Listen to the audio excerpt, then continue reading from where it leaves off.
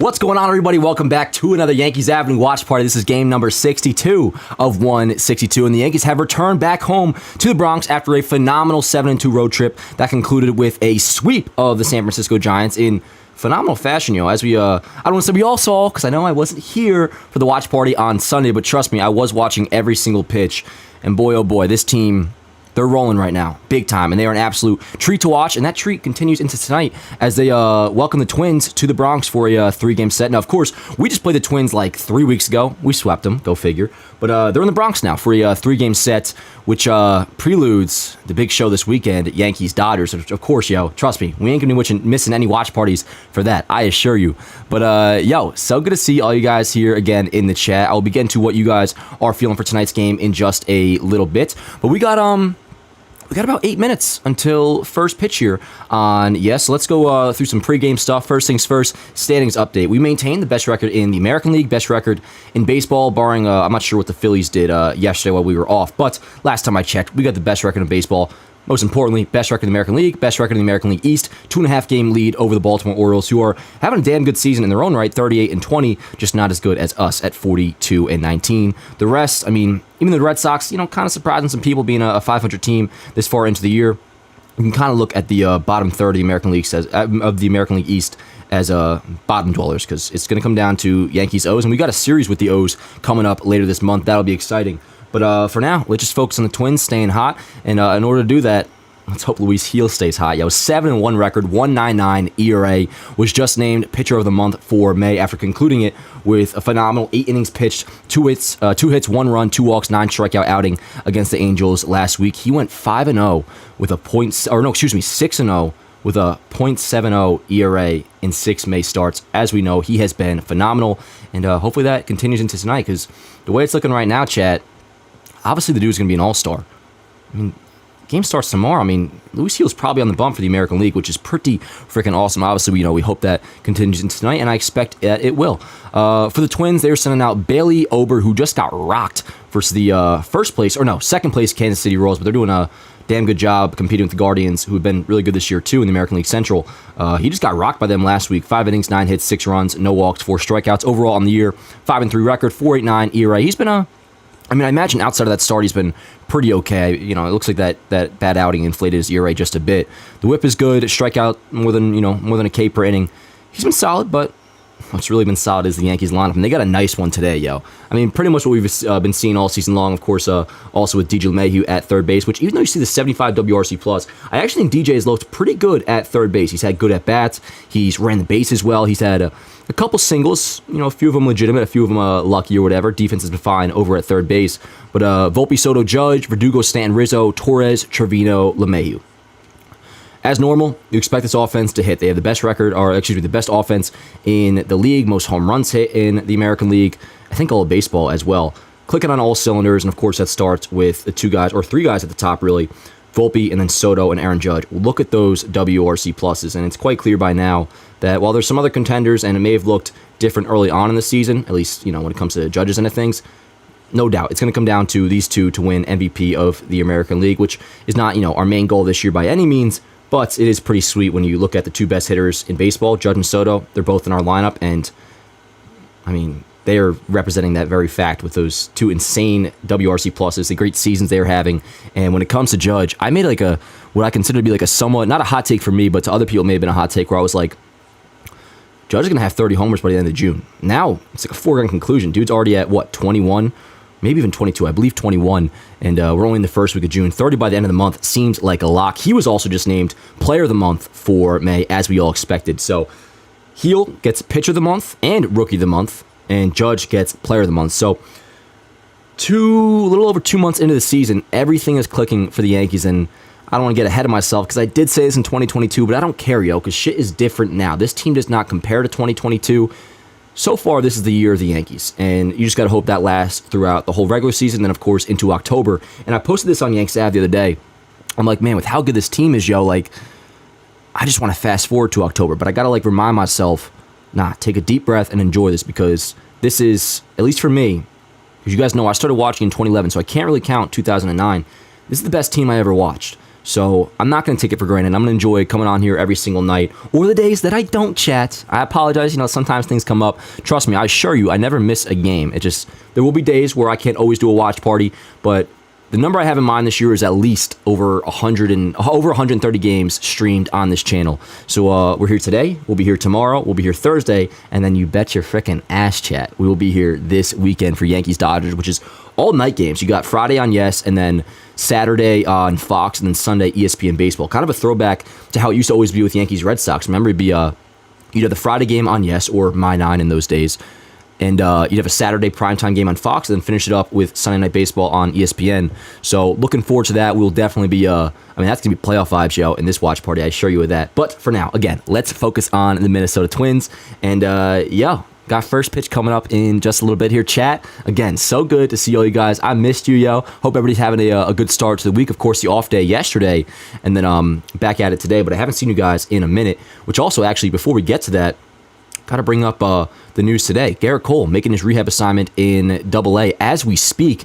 And so far, last time I checked, he's through 2 innings and has reached 97 on the gun. This is a little bit of a clip from his first inning where he struck out whoever that batter is to finish the side in the first. I believe they're in the 3rd inning right now. They say he's going to go about like 45 to 50 pitches, I believe. So we'll definitely, keep your eyes posted to that. But so far, so good for Gerrit Cole, who, like I said, is already touching 97 in his first rehab start. And the Yankees said, I think it was Aaron Boone, that his rehab and when he comes back is kind of going to be determined by him. It's up to Cole whether or not he wants to, say he 3 starts into his rehab, let's just say, and he feels like, all right, I'm pretty much good to go. Still some things to work on, but I can work on it in the big leagues. The Yankees are going to allow him to do that, obviously. He's Gerrit Cole. He's a captain. The pitching staff, he doesn't actually have ownership in this team, but he might as well, because this dude, almost as much as Aaron Judge, has a lot of say in what goes on with this organization. So we might see Cole back maybe even sooner than I expected. I imagine like end of the month, which I'm still going to set the expectation as at that. Like Gerrit Cole probably coming back end of the month, but maybe it'll be even sooner than that. But bottom line is, he, so far so good, knock on wood, is looking really solid in his rehab start down in Double-A. But here's our lineup. You got Luis Gil versus Bailey Ober, who's going for the Twins. And I'm trying to think if there's anything else I want to tell you guys before I get your guys' predictions. Go ahead, drop them in the chat right now, yo. Score predictions. How do you got Luis Gil doing today? Of course, having a phenomenal season. Like I said, if the All-Star game were to be tomorrow, well, not tomorrow, but you get if the All-Star game were next week, Luis Gil's on the bump to start that for the American League, which is pretty freaking awesome. Still, over a month to go or whatever, but he has just been phenomenal. Not just to where, like, wow, he's done a really good job filling in for Gerrit Cole. I mean, dude's got a fucking 1.99 ERA. Like, I almost got to do a double take on that. And obviously, all of us, we've been watching his starts, every single pitch this dude has thrown this year. But when you actually look at the stats, it's incredible, dude. I mean, the last Yankee I remember getting off to this good of a start, outside of, and obviously Gerrit Cole's gotten off to a lot of good starts with the Yankees. 2021, he was pretty insane to begin the year. But, like, as for having a sub-2 ERA entering June, I think Cole may have done that in 2021, but my memory goes back to, like, Masahiro Tanaka in 2014, the start he got off to. Like, that's one of the few times I can remember a pitcher this deep into the season having a sub-2 ERA for the Yankees, and obviously, even more impressively, he's a freaking rookie, dude. So, hopefully he, I don't want to keep saying hopefully, bro. Why am I talking like that? He is going to shove tonight. He's Luis freaking Gil, and he's proven himself as one of the best starters in all of baseball. So, it's Gil day. We got a good lineup going. Yankees are cooking, yo. And, let me see how you guys are doing. Again, miss you all so freaking much, yo. It is good to see you on this Tuesday night. And, yo, we already got over 200 people in here. That's what I'm freaking talking about. What's good, yo? All right, let's see here. Oh, we already got a super chat in here from Adam Lamparello. My man, appreciate you, bro. Says, Dan, DJ should be second in the lineup, followed by Soto, Judge, Verdugo, and Stan. Well, Adam, I appreciate you sending that in, bro, for sure. And thank you so much for the donation. You're the freaking man. I disagree, though. I love DJ in the 9-hole, especially because, it's not the DJ. If it were like 2019 to 2020 DJ Adam, I think I would agree with you. But, one, the Yankees lineup doesn't need really any tweaking whatsoever right now. The way it's clicking, I wouldn't change a thing. But DJ specifically, I love him in the 9-hole, man. I would say he's, outside of Gleyber Torres and, the way Anthony Rizzo's been hitting later, while I still have faith in him, he is one of our weaker hitters. But the main thing he is doing that is promising since coming back, he's getting on base. I haven't checked his OBP, actually, since Saturday night. But from what I've seen, and the last I checked his OBP, he was at like the 350-plus range. That out of the 9-hole, man, for a lineup that's already clicking, I disagree. I love him batting towards the bottom of the order. It's kind of like a double leadoff type thing. But appreciate the question, man. No, it's a good thought. I do disagree, but thank you so much for the donation. Let's see here. Predictions. We got 5-2, 8-1 Yankees, 5-3 Yankees, 8-1, 6-2, 5-1, 7-3, 6-2, 6-2. So bottom line is we got the Yankees all taking this game. And listen, for a while I was like, listen, I just said listen twice, 3 times now. It's hard for me to go into a series demanding a sweep. I'm not demanding anything, but just with how well this team is playing, you kind of just expect it, right? I mean, for 90% of the series we're going to play this year, knowing how solid of a ball club this is, I'm going to go into it each and every time thinking like, yo, we're probably going to take all 3 games. And to be honest, I'm feeling the same way with this Minnesota Twins series. Let's see here. Chris says, I think Dominguez has 3 to 4 home runs already. And yo, what up, Chris? Yeah, so Jason, he hit, at least in his final 6 games in Double-A, hit 4 home runs, which Luis Gil's throwing 4 more pitches, by the way, so I'm going to get the box score up here real quick. But, yeah, Jason's been transferred to Triple-A now. Yankees extended his rehab by another 10 days, which we've talked about it before. He's going to be there for quite a while because there's really just not a spot for him right now, barring, an injury, knock on wood, or if Stanton, the production he's provided, which he's on pace for almost 40 home runs right now. I did a post on Yanks Ave today. He's on pace for 38 home runs, which is remarkable because, him hitting over 30 coming off last year is incredible to begin with, but 38 is his career high with the Yankees that he had in his first year in 2018. Can you imagine, as Luis Gil's dealing his first pitch strike, can you imagine if, coming off of last year, expectations be at like an all-time low for Giancarlo Stanton, if this is the year he reaches his season high, or his Yankee career high, would be pretty incredible. But, let me crank this shit up real quick while I'm 0-2 on Larnach, while I get my box score up here. Also, I believe, Royce Lewis is back for the Twins today, too, which is exciting. You guys know, not all the time, but when it comes to this team, I want to face the best competition possible. So I'm glad to have one of their best players back.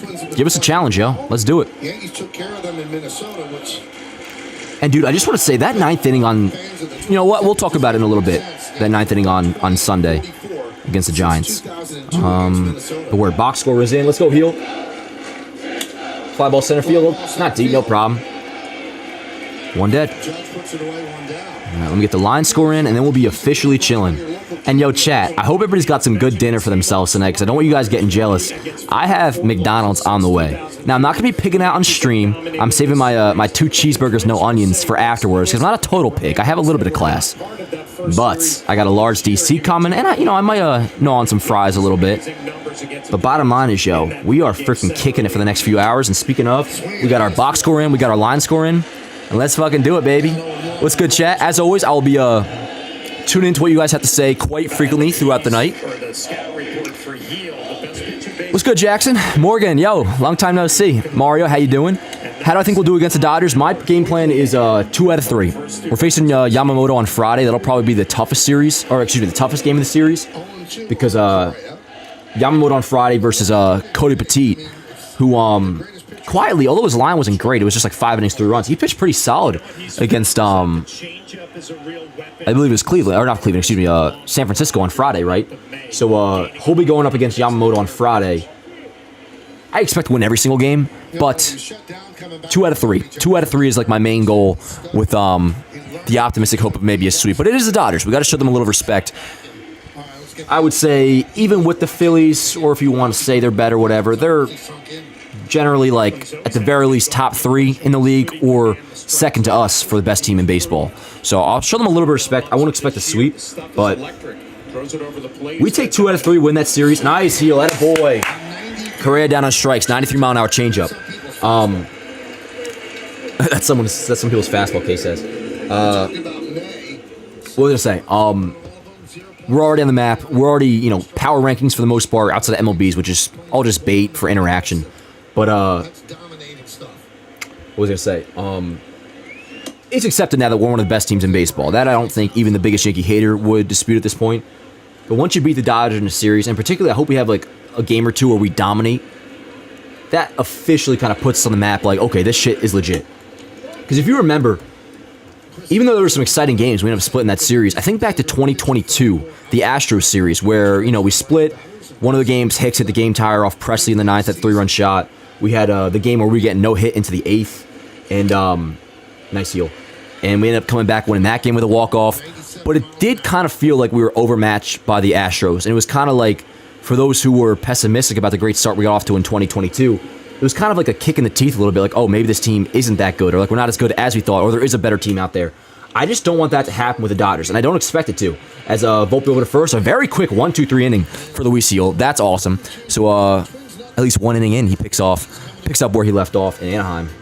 But actually, I shouldn't even say that because I think the only run he gave up in Anaheim was in the last inning. But anyways, I just hope we look as good as we looked all season long against the Dodgers this weekend, and I fully expect us to.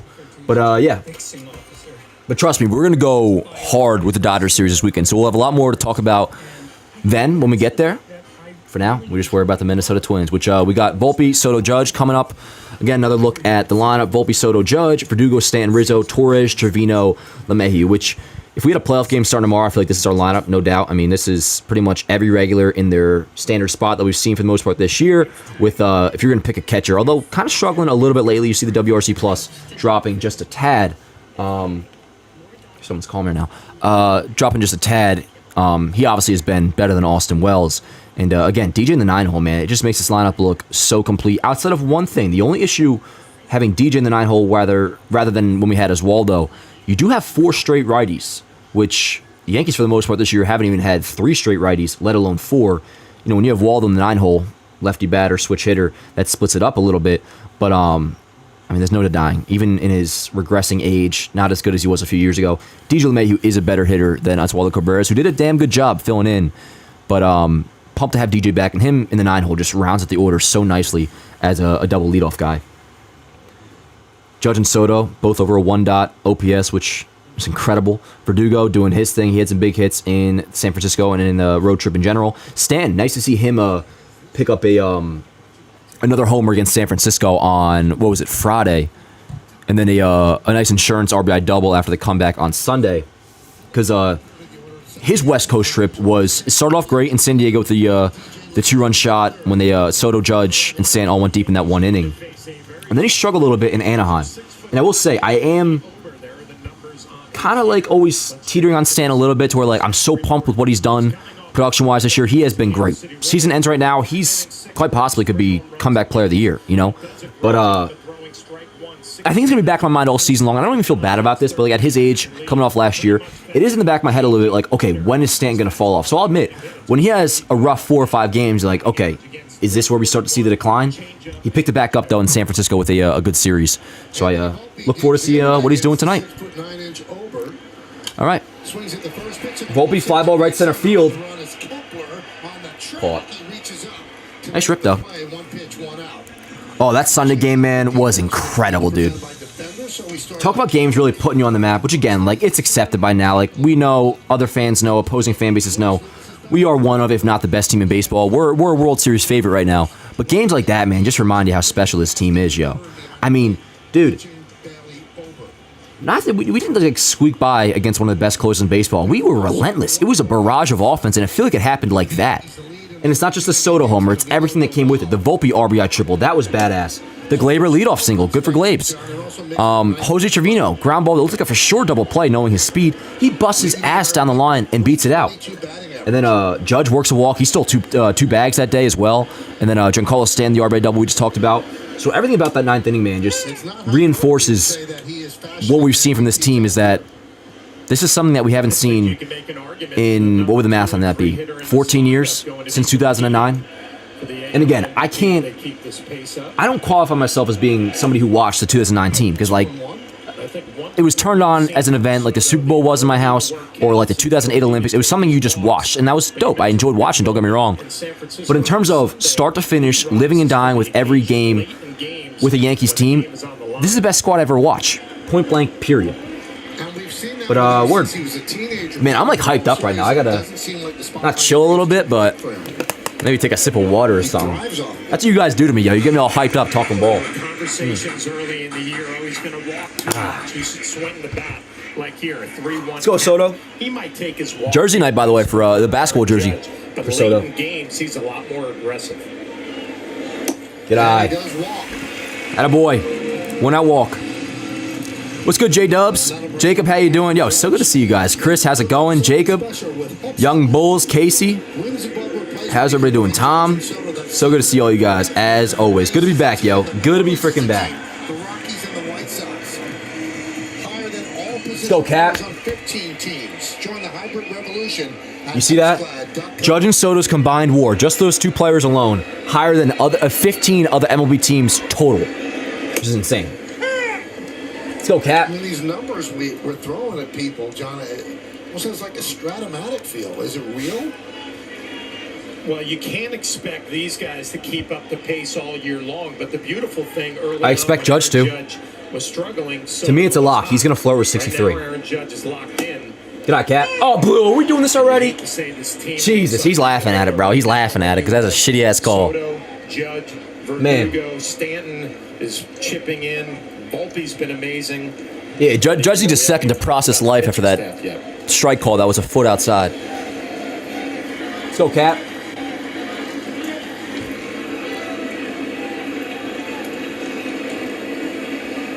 Is my strike zone behind? No, word. Long set. You gonna throw the ball, bro? Good eye, Cap. Good eye, bro. Now, if you guys are saying, Dan, did you go to Hawaii? You look so tan. Have you been out in the sun? No, I have not been out in the sun, as per my doctor's orders. Because, like I told you guys, I used to get, like, pretty bad acne, so I've been using these creams for a long while, right? They make your skin really sensitive to the sun. So, I got a little bit of a spray tan chat. So if I'm looking a little bit darker, that is why. In case you guys are curious about my different skin complexion. Let's go, Cap.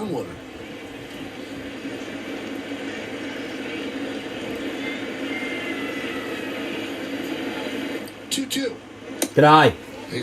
Full count. You know, Michael, I know you've talked a lot about the 98 good, chat. team and maybe For real, dude, he's taking forever to throw the ball, dude. I feel like it's like he's using the max amount of time in between the pitch clock. Every pitch. That's the difference for me. I mean, they can hurt you with one swing of the Yeah, and watch the replay here. He literally waits till it gets down to 1, and then he throws the ball. Same here. 2-1. They're going to call him on it. No, he literally waits till the final second. High fly ball. Goddamn. All good, Cap. On the right side. All good. Catch is made by Miranda. Once again, Soto runs into Miranda. No infield fly. Shit, they're going to call him out on that? And the umpire at first, Larry Vanover, spread his arms out to say, oh. Yep, Judge batting 288. Remember when he was batting 190 and everybody was panicking?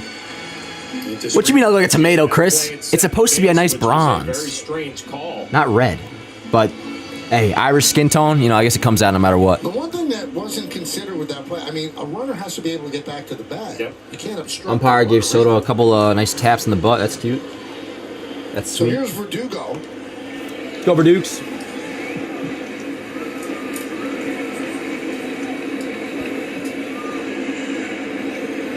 Gerrit Cole update in 2 seconds. Good eye. Cole, 2 strikeouts in the 3rd inning and is now scoreless through 3. Has thrown 40 pitches so far. Again, topping out at 97, according to Brendan Cuddy, more than once, which is obviously a great sign. Let's go, Verdukes. Mentally, and I'm sure the opposing pitcher and catcher have to feel the same way against this lineup. High fly ball. Popped up on the right side. Castro was there to put it away. And inning over. All good. All good. But yeah. Yo, Chet, how about the, I mean, it was really not any, like, name players or nothing, or, like, notable players. But how about that gambling shit today, bro? How about it, man? What was it? A total of 6 or 7 guys got suspended for betting on baseball, which I'm sorry, yo, it was so stupid. Now, only 1 got banned for life, but they tell you every single year it is all over the clubhouse, which is in part why, like, I mean, would I be against Pete Rose getting to the Hall of Fame? No, of course not. He's one of the greatest players of all time, but, like, I don't advocate for it too crazy because, like, you knew what you were doing, bro. They tell you every single year. Plouffe was saying today how, like, in spring training, one of the first things they say to you, the assistant GM comes in or whoever and it's like, yo, you bet on baseball, this is what's going to happen. It's posted everywhere throughout the clubhouse. It's not it's not some rule that, like, you didn't know about, and when you get caught, you're like, well, what the hell? They didn't tell us that. Like, nah, they enforce that shit like crazy. So, I mean, if you bet on baseball, you're an idiot. So I don't feel bad for any of these guys. And I want to get ahead of something before anybody mentions it. Because, like, I get it as, like, a joke or whatever, but, like, a lot of people say, yeah, MLB suspends these guys for gambling, yet, you know, in between ad breaks or in between commercials, they'll spam, like, DraftKings ads or FanDuel ads or just, like, taking over the sports world entirely, which is true. They have. Like, gambling, I get a little annoyed by it, too. it is all over the place, and sometimes it's going to be a little bit too much, and it's caused me to lose a lot of money. Whose fault is that? Mine. But that's not the point I'm making. The point I'm making is that doesn't excuse players to like all of a sudden gamble on baseball. It's like I was thinking about this today as I was driving because I saw a bus, and the bus had a freaking what was it, like a freaking Casamigos decal on the side, like an advertisement. And like with that same logic, like can the bus driver drive drunk just because he's like his bus has a Casamigos ad on it? Nah. So I don't think that's a reason to be like, I don't know, roasting MLB today just because they advertise DraftKings and FanDuel and all that stuff. You bet on baseball, you know what's coming for you, and that's what happened. One guy got suspended for life. A couple of people got one of the dudes actually lives by me, or did. Jay Groom, I remember 2016, 12th overall pick. My high school team actually faced him. He was a big-ass deal. Big-ass deal that came out funny. But he got suspended too. There was a lot of guys, Joe. I think mostly it was just for 1 year. But the one dude, yeah, for life. I think he was a Padres utility infielder or something. Nuts. No sympathy, though. No sympathy. And apparently they lost like 95% of their bets, too. I mean, how stupid can you be, bro? It's like with Ippei, yo. Like, you have this crazy addiction. You're not even good at it, bro. At least if you're, like, addicted to crack, you get something out of it for a minute, you know? Don't do crack, by the way. Never have, never will. Because if I took one little bump, I'd probably get addicted, bro. I get addicted to everything. Like Diet Coke, and I got one coming here in 2 minutes. Fly ball center field. Oh, bro, pet peeve in my chat. Pet peeve. I hate seeing. It always happens when they're on like West Coast trip or they're away for a while. The soccer people think they can just come onto Yankee Stadium and trash the field. You can still see the indents all over the place. Look at that. I see the soccer lines in center field. I see it on the infield as well. I do not like that. I do not like that, bro. That should not happen. This is Yankee Stadium, bro, not freaking whatever it is. What's our team that plays here again? It's like NYC Liberty or some shit. Not NYC Liberty, that's the basketball team. NYFC or some shit. To how many outings I don't he know. was going to need or how stretched out they want him to be. Thanks for being here, by the way. Again, chat. You know, it's going to Appreciate be you guys. interesting hearing his comments after the game. Did not Go, Heel. walk a batter. That's what jumps out to me after all the time that he has missed to be able to pound the strike zone like he did tonight. Velocity's great, 97 miles an hour, but not walking. Damn, I didn't even know Royce Lewis got hurt. Excellent. Game 1. Opening day, he got hurt. He hasn't played since then. Good to have him back, though. I like him. And again, I want to have the best competition possible playing against this team. Oh, word! They're playing the Cole game. His AA start tomorrow. So at noon tomorrow, you'll see with your own eyes exactly. Oh, you got my soda? Come on in, bro. So he's at 45. You want to say hello to the stream? Usually the next, if it's spring training, he goes 60, 15 and 20 pitches next out. and then 75, and then you can see them calling them My up. Coke Maybe in there? it's 3 starts. But there's Want to say hello to the stream? This is Dan Rourke Sr., everybody. You go start to start. You build. He thinks he's as jacked as what he ain't. 80, Gracias. And then you have a decision to make. Get him to the next level here at the big leagues if you're Aaron Boone, or you wait and get Dan Rourke Sr., great guy. All right, yo, I got my soda. Walk for Lewis. I ain't gonna have my fries till later because I said I'm not a total pig. I don't want to be chomping on the stream all day long. He's missed 58 games. He's a great player. He's a difference maker. This will be his 72nd game of his career. He has 58 RBIs. So the guy who can. Oh, chat, come on, man. Like I said, That shit is good. That is good, bro. Make a little push here in the NYCFC, right? Thank you, J Dubs.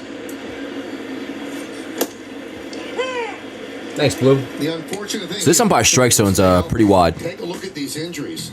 Second tear of the ACL in 2022, left oblique strain, left hamstring strain. Cooler than hey, fair enough, Chris. I ain't gonna argue with that. On the IL for 70%. Oh wait, you're kidding? Wait, no, Pat. So I heard about this. Pat says, Dan, the Friday game is on Apple TV. Not yet. Such a bummer. I was told it's on both. But I'm gonna check right now because you are right. I know it's on Apple TV. But somebody told me it was also on Yes, which would be pretty crazy if so. It wouldn't really make sense, but yeah. At least per MLB's app.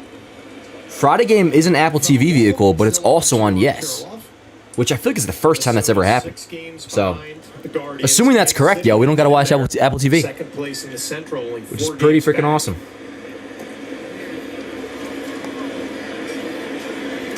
Pretty freaking awesome.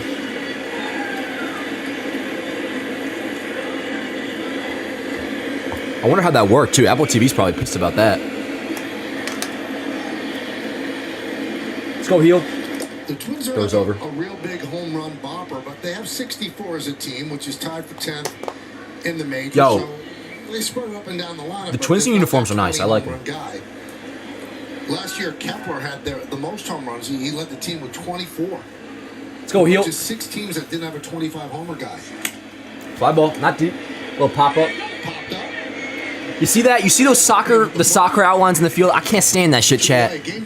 Cannot stand that. The official hot tee of the Yankees. Beautiful day in New York. 75. Kai says, how dare they put one of the biggest regular season games on Apple TV? Maybe that's why Yes is getting it, though, Kai. Again, it says, at least per MLB, I want to hear what they say.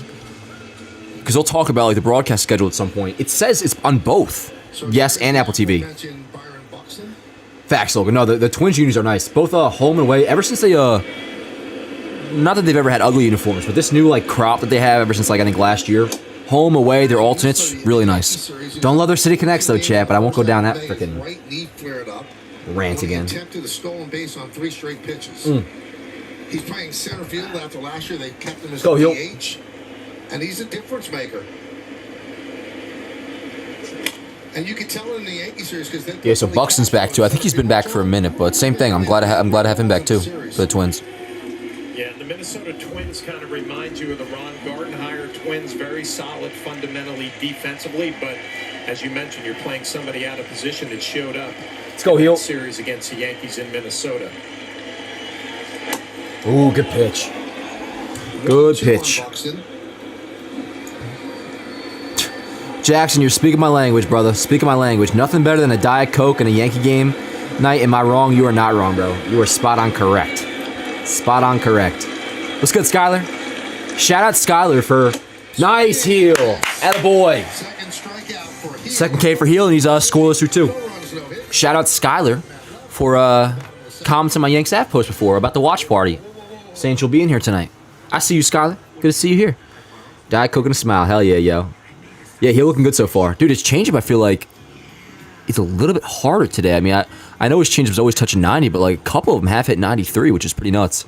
And of course, the movement just stays nasty. Dr. Pepper's good too, Adam. I'll tell you, if they had like I mean, they do, but like for McDonald's, if they had a diet Dr. Pepper, I would get that more often, but like Coke's the only diet one they have. Logan says, I've always liked the Twins and their swag. Not too much hate about them as a Yankee fan. Or yeah, not much to hate about them as a Yankee fan. Exactly. Really, the AL Central as a whole, yo. I mean, I forget who I was talking to about this, but it just feels like, not getting ahead of myself, but if we end up facing a playoff team from the AL Central, whether it's the Twins or the Guardians, I mean, at least when it comes to like, well, with the Guardians, this core, Twins, lifetime, we just own them in the playoffs and kind of in general. So, I don't see how any. It's funny because Feo actually asked me to rank. I think it was not just the AL Central teams that I hate, but there were the Royals and I think the Guardians in like 4 teams for me to rank that I hate the most. And it's hard for me to hate any AL Central team because like why would a Yankee fan hate an AL Central team? You know, all we've really known is success over them, at least in my lifetime. Chris says, who's going to be in the booth for the Dodgers series? I'm not sure. I mean, definitely K, of course. Remember, we only get, while Friday is apparently going to be on Yes as well as Apple TV. So you'll have K, hopefully, you know, Paul O'Neill. To be honest, I haven't even processed who's in the booth for this game. But then Saturday on Fox, I imagine, will be Joe Davis and John Smoltz. And then Sunday you'll have, we'll be able to hear David Cohn. We'll hear David Cohn on Sunday because he'll be the ESPN broadcast with Carl Ravitch and, Eduardo Perez, who I'm not a huge fan of him, but Cohn's my guy. Which I wouldn't be shocked, actually, Chris, because Cohn's doing the game on Sunday in the Bronx. He might, I could see David doing the Friday game for Yes, too, which we've only seen him, like, once, I believe, on Yes this year, right? Like, didn't David do 1 series, I believe? That's it, though. What's good, Matt? Matt says, Dan, when are you in the new apartment? July 1st. So we're getting there, yo. So much so to where, like, I ordered $300 worth of crap on Amazon of just, like, dishes and, what else did I get? A bunch of crap. Like, not crap, but, like, standard, like, household stuff. And here's Stan. I got Stan going deep today, by the way, chat. Why am I forgetting all the crap I bought? It was like a trash cans, dishes, dish rack, like spatula, all this kind of, whatever the hell it is. But we're getting close, yo. We're getting close. July 1st, I move in. But you said going to send you a Factor meal box, microwavable. LOL. Matt, it's funny you say that, dude. I don't know if we've talked to this before, but I'm literally getting Factor because I can't cook. So you making that joke is funny because that's actually what I'm gonna be doing, is getting Factor. Yeah. Hey, what's good, McNugget man? Stand to right, high fly ball. That might be a porch job. Might be a porch job. Nah, god damn it. I thought they had a chance. One dead. Yeah, what's good, McNugget man? Yeah, didn't you go somewhere now? Nug. That's what I used to call my ex-girlfriend. You went somewhere, didn't you? I think you went to like, or was that SP? I know SP's on vacation. Tell me they're all Yankee logo plate and cuffs. They are not, Tom, but yo, trust me, I'm gonna do a not like an actual video to post on the channel, but for these watch parties, once I fully move in, I'll show you guys like a tour of the whole place. It's gonna be decked out. It's gonna be big time decked out. Let's go, Riz. Rizzo had gone 15 games without an extra base hit. Damn, Ober looks pretty tall. How tall is he? In right center in San Francisco. 6'9", goddamn. Twins pitcher 6'9", taller than Judge, taller than Stanton. That's probably like, that's gotta be like the tallest part in the league, nah? 1-1. Right, chat? I mean, who the hell's taller than 6'9" in baseball? Good for him. He's probably got a smoke show wife. Just a guess. Ah. Slider's nice. You know, before the game Sunday, this was after the game on Saturday. They were all sitting around. Well, Matt, remember this. The one I'm getting into now, though, Matt, does have a kitchen. It does have a kitchen, unlike the first one that I toured. But still, though, dude, not much cooking gonna be coming from me. Although I don't mind like rip foul. 160 players have done it. Cooking off some eggs and like some pork roll. Breakfast I can do, but when it comes to like dinner, even from like a time standpoint, Factor just makes sense. Which if you want to use Factor, use what's our code on baseball today? Like Factor or Baseball 50, I believe, which I'll be using that to get like 50% off your first box. So yeah, dude. Ground ball right side. That is somewhere seeing so much from Rizzo, dude. Ever since he's been like, honestly, ever since he's been struggling, because he really just had one good week. But a lot this season, just like slow roller ground balls that he pulls to the right side, and it's just not a very effective swing we've seen from Rizzo in a while. The home run by Soto, but Torres started that ninth inning with a base hit. Really good at bat by Gleyber. Okay, Duvall is not untouchable. Yeah, Duvall entered that game with like a two-some. He's been one of the better closers, one of the best closers in baseball. High fly ball, right field and deep. Get out, ball! Get out, ball! Oh! Let's go, Glebes! Fuck yes! Let's go, chat! My man! Fuck yes! That's what I'm talking about, motherfucker! Let's go, Glebes. I wish it wasn't from that back angle camera angle, but we'll live. Good shit, Glebes. Fifth homer of the year for Gleyber. Going back to the homer pace thing I put on Instagram today. Entering today's game, he was on pace for like 11 homers, which is obviously pretty light for Gleyber, but gets one right there. That'll boost that. Come on, program. Let me post my shit to Yanks Ave. You trying to kill my business, bruh? Good shit, Glebes. Nice little, take a look at what, bruh? Ain't nothing to take a look at. You're just wasting our time, Rocco. Come on, Rocco. Yeah, this shouldn't take long at all. There was no interference. You guys ever have somebody like, when I was in Little League, there was this old Italian dude who like my family was real cool with. I think his name actually may have been Rocco, funny enough. You know he'd always call people? When he'd like greet them, he'd be like, "What's up, fucko?" Confirmed word. Fucko, for being such like a what sounds like a rude name to call somebody, it's actually quite endearing. Next time I'm just like out and about, I'm gonna be like, "What's up, fucko?"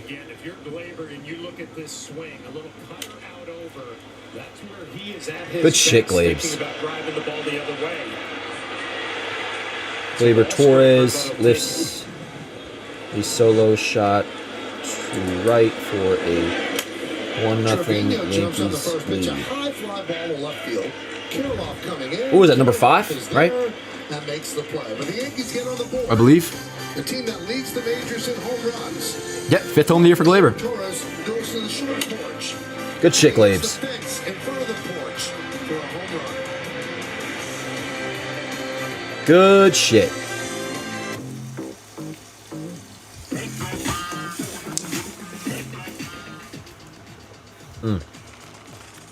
Let's go, chat. Let's go, chat.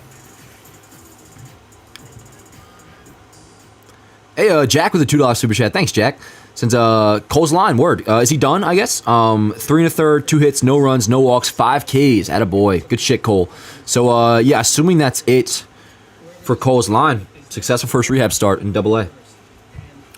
And for those that want to see him, this was his strikeout to conclude the first inning. Which, again, he touched 97 multiple times. It's a great sign. Great freaking sign. So is a Gleyber Torres solo shot. That's awesome. That is awesome. So 1-0 Yanks. Going into the we're already in the no. Oh word, well, I was gonna say we're not already in the 4th. That was the 2nd inning. Cool. Cool. What's good, yo?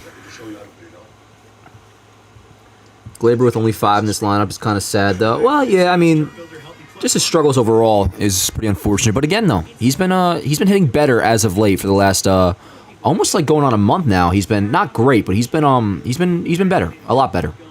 Good sign. For real, Moon Miss, I'm not a fan of that camera angle. That's why, like, if nothing happens on the pitch and you're showing the back angle, it's all right. But like, you hit a homer, and all of a sudden I'm like, man, I wish you could have seen that from the behind the mound angle. But it is what it is. Gleyber's been slow, but he just have over 100 home runs in his career. Yeah, Daxius, and also, like, you know, I mean, just the last 2 years alone. I mean, now 2021, where that was like his worst year ever. In a big part, I think, because we talked about it, like, Gleyber gets in his own head a lot. That was the year he was playing shortstop, and we know how much of a story that was for not a good reason. He wasn't great, and his offense wasn't great either. He only hit 8 home runs. But the last 2 years, I mean, 2023 hit like 25, I believe. 2022, I think he hit 24. So, well, maybe 38 home runs in 2019. That was probably, you know, assisted by the juice ball. Very recently, Gleyber Torres has been a 20 homer hitter. So, not sure if he'll reach that mark this year, but in terms of just like rate of production and what he can do, I mean, he should still hit a decent amount of homers the rest of the way. But I don't even care about that really. I want him to keep doing what he's been doing, at least offensively lately. Defense has been a little bit frustrating, which it kind of always is with Gleyber. It's like boneheaded mistakes, Gleyber being Gleyber, you know. But his offense has been better, and I'll take what he's been offensively for the last like 3-ish weeks. Ever since that home run in Tampa he had, the 3-run shot in the 8th or 9th or whatever it was. The game that Caleb Ferguson almost blew in Tampa. Ever since then, he's been pretty good. No room. You're more than welcome. So we got Kay and Flaherty on the call tonight. Let's go, heel. The Dodgers coming back to New York, a 3-game set against the Yanks. Now, one quick thing, Saturday and Sunday are on national TV. Here's a broadcast. Yes, post-game after each game, so we will break down everything. All right, so Friday is definitely on Yes. All 3 games of the series. That's weird, man. I wonder why that is. Did he go? Yes. Nice. Castro down on strikeout number 3 for Heel. Boy, it's just such a luxury when you 3rd K for Heel. 97, 98, and just How many homers has Heel given up? Let's see here.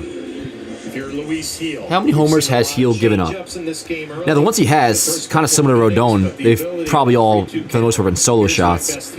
Let's see. He's given up...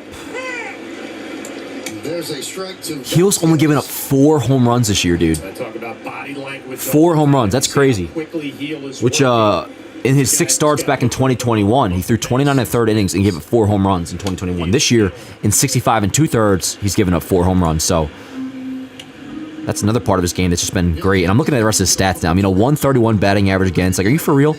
A .93 whip? Just crazy. Yep. Shout out Jake Cave, yo. He had 30 games in the Twins organization. Shout out Jake Cave, chat. Fly ball right field. That ain't nothing.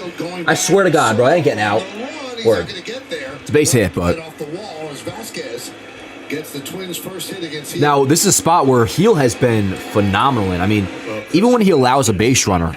Let me pull up these stats here, because I know, now this may have been entering his start in Anaheim, but still. You see his, damn it, I don't have it up here. Shit, sorry, guys. But what I was going to bring up is, his stats with runners on are incredible. So even when Heel gets into trouble, he finds his way out of it. I don't want to jinx nothing, but 1 out runner on second. It'll be interesting if he just keeps that up, because so far he's had no problem with runners in scoring position. Runner at second. Yankees lead 1-0 on the Gleyber Torres home run. Shit, Heel. There's a strike to Larnach. Let me see if I can find that stat.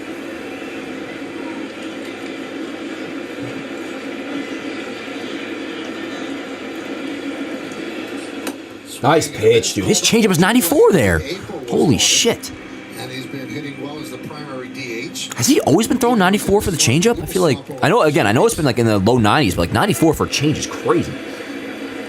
Former first-round draft pick in 2000. Yeah, rookie of the year for sure, Matt. Definitely. And Logan's mentioned the Cy Young.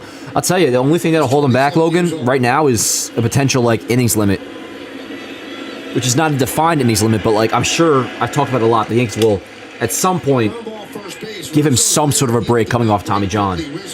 But nice Riz. The hell was that? You guys hear that sound? Going back to what I was saying before about like if the season were to end today, I mean he's the definitive clear-cut American League Cy Young. I don't want to hear nothing about like Seth Lugo, who's been great, and that's a big series starting tonight, by the way. He's pitching. Cleveland's playing KC, which that should be fun to watch. Which obviously I'm not going to watch, but I'll follow along because they're like going back and forth with for first place in the AL Central, and they're playing a series for the first time tonight.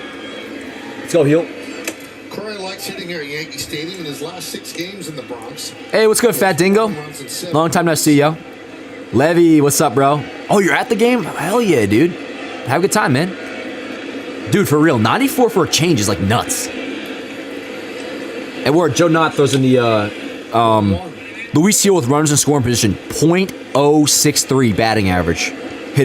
Opposing hitters have with runners in scoring position. That's incredible. That's what I mean. Thanks for that, Joe.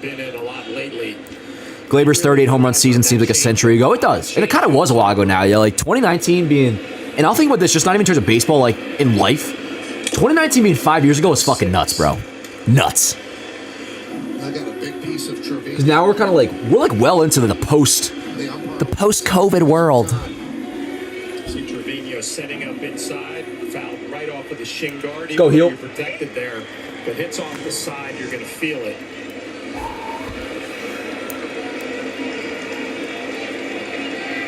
You're good, Trevi. Let's go. Come on, Heel.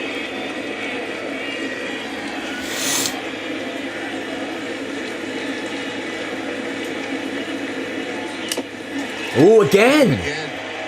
Shit, dude. Oh, he's fucked up. It probably just stinks, but I don't feel good.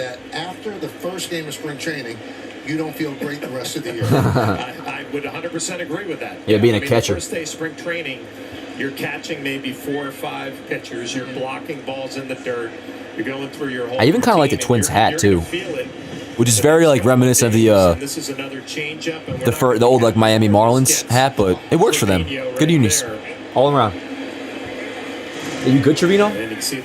All right, he'll strike out Correa now for fucking up our boy. Siegel giving him a few extra minutes to regroup. I think he needs more time. Yeah, there's not a whole lot anybody can do for that. 1 ball, 2 strikes. Runner at third, 2 outs. Let's go, Heel. Heel deals. Nice! 99 right down the dick. Correa ain't got nothing to do with it. No runs are hit. He ain't got nothing to do with We go to the it. third, it's 1-0 Yanks. Good shit. Oh, what do we got? DJ then top? Is it DJ then top? Yep. DJ then top. What's good, chat? Jackson says, best music is the Yes Network music at the end of every inning. It is good. Reminds me of a good Saturday Yankee game. You like it? Oh, Jackson, I love it, dude. Love it. And I can't imagine they ever get rid of it. It's been going on for a while. I think they've had it ever since they debuted back in, 2002? Jordan says, anyone on this chat old enough to remember Dodgers closer Eric Gagne? He threw a 76-mile-an-hour change with a mid-90s fastball. That's nasty. I don't remember watching him, but I know the name, Eric Gagne, for sure. He was a, oh, you mentioned it. Yeah, closer. 2019, 2024 was a trip, bro. I mean, dude, in terms of like Yankee seasons, I mean, we've talked about it before, like what were my favorite seasons, and you can only really go off regular season. I would say 2019 takes number one. And besides this year, like this season aside, because so far, at least 2 months in, this is number one of the Judge era of my lifetime of watching the Yankees. This is the best season I've ever watched, regular season wise.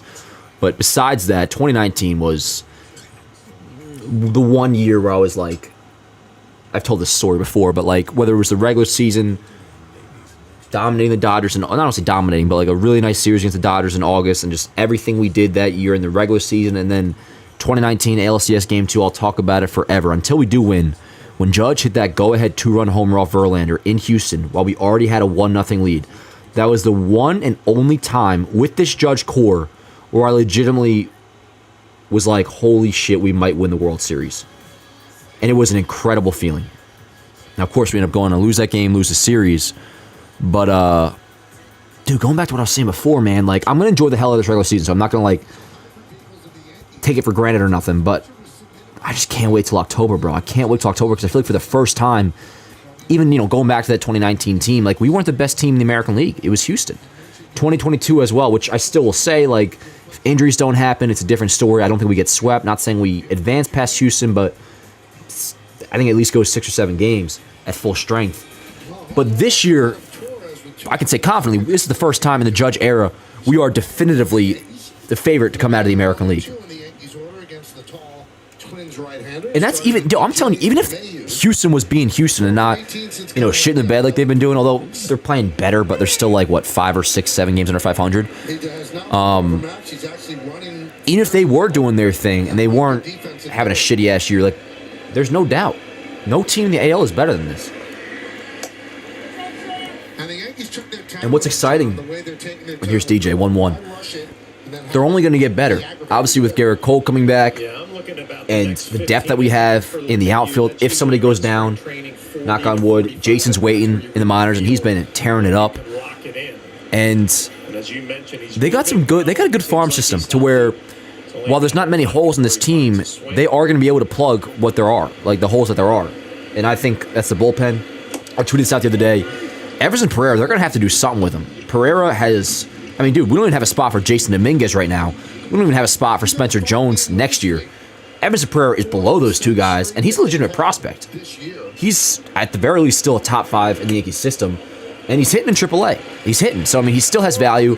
I got into not an argument, I was just talking to this guy where he was like, when I mentioned trading Pereira for something, like, I truly believe it's like, you could still trade Everson Pereira for, not like Mason Miller, obviously, but a higher end reliever. Pereira could headline that deal. And somebody was like, Pereira would get you a bag of balls. And I'm like, I'll get that joke for Peraza. Peraza, the Yankees have done the Florial treatment to, like who's another example? Clint Frey, Miguel Andujar, the whole thing. Fly ball, right foul.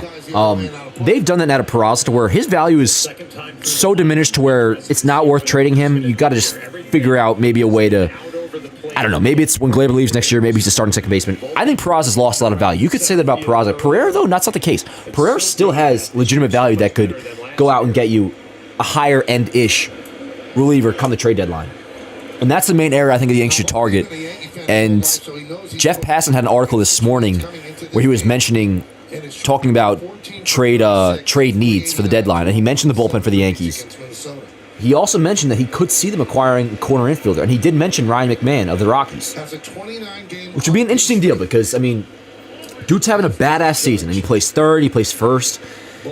He may even play a little bit of second, if I remember correctly, maybe not. He's crushing. He's having a good-ass year, and not just because of Coors Field. You look at his WRC+, which is park-adjusted. McMahon's playing well. He has, I think, 3 years of control. Not control. He's signed on a contract extension with the Rockies for 3 more years after this, which could be a slight concern because, he's had one good year, which is this year. Not one good year, but one, really good year, which is this. Before the season, he hasn't been great. And Hal Steinbrenner has already mentioned kind of cutting the budget a little bit in order to retain Juan Soto, which I'm cool with. If you get Juan Soto back, I don't really care how you get there. Just bring him back, which I think they will. I don't know actually anymore if Ryan McMahon is the answer. If they want to go out and get an infielder. I tell you, talked about it during the Angels series. If we want an infielder, Luis Rengifo is a name to watch. But and I'm not even trying to get into like names here. We're still decent ways away. But the point is, where I got into this is the best team in the American League, the favorite to come out of the American League, and they should, and I expect them to come out of the American League. Line to right field, that a boy Bolt. He's been going to the opposite field so much. The first at bat had a really well hit ball that almost went out. It was a nice catch by whoever it was, Kepler. And then right there, line drive single. We're set up first and second, nobody out for Soto and Judge. To wrap up what I was just saying, best team in the American League, that's only going to get better. With Cole coming back, with Jason waiting, if there's ever going to be a spot for him, and because of how good the farm is, we have assets to trade to fill out any slight holes we might have, which again, I think is, well, the bullpen's been technically the best in baseball. They have like the best ERA in the American League. I would like to shore up the pen, for sure. And then we'll see about the infielder. But yeah, so there's some trade talk. Let's go, Soto. Ooh, Get out of play, man. Get out of play. That's tough. That's a rare L at bat by Soto. That wasn't even in the zone. He probably would have launched that shit into the second deck. All good. All good. Yankees thinking a big third inning here first. Hey, what's good, John? What's good, yo? Hey, Surf J, what's up, brother? Chris was asking what I think about the McMahon interest. Yeah, that's what I was just talking about. I'm definitely interested in him, the player. It just, he's making like 10 plus million next year. Which we'll talk about it later. We got a nice first and second one out spot here for Judge, but I love me some good trade talk, Chad. You know that. Let's go, Cap.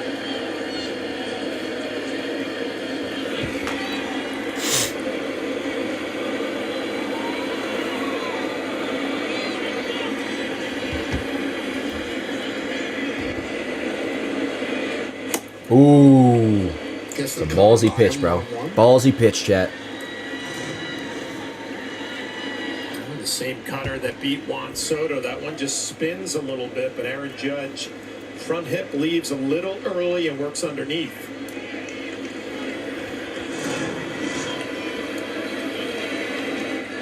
Nope. Judge, a lifetime .338 hitter against the Twins. Wow. With an OPS of 1.190. He's been good against them in the playoffs, too.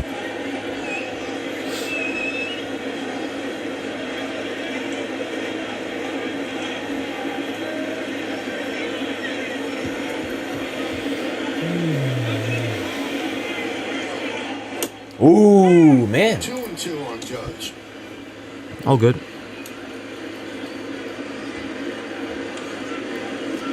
Yeah, Skyler, with Jason, he's kind of beat right now, which is a great problem to have because it's amazing depth if somebody does go down or whatever happens. He's there already and waiting. He's hitting well in the minors. Deals. Oh! That's a nap. Nice! Good shit, Cat. DJ scores. Let's go. 2-run double for Judge. Bro, we're 45 minutes in the game, and just like that, Yankees have a 3-0 lead. I mean, this shit is not even at this point. It's been this way for a while now. It's just automatic. It's freaking automatic.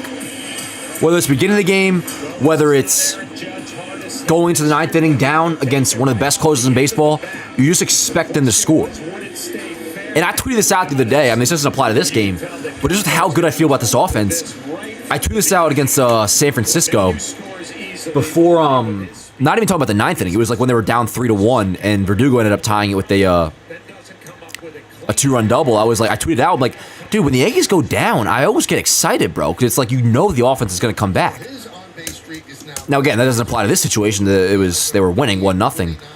But just like going into each and every game, you kind of just expect the offense to be relentless.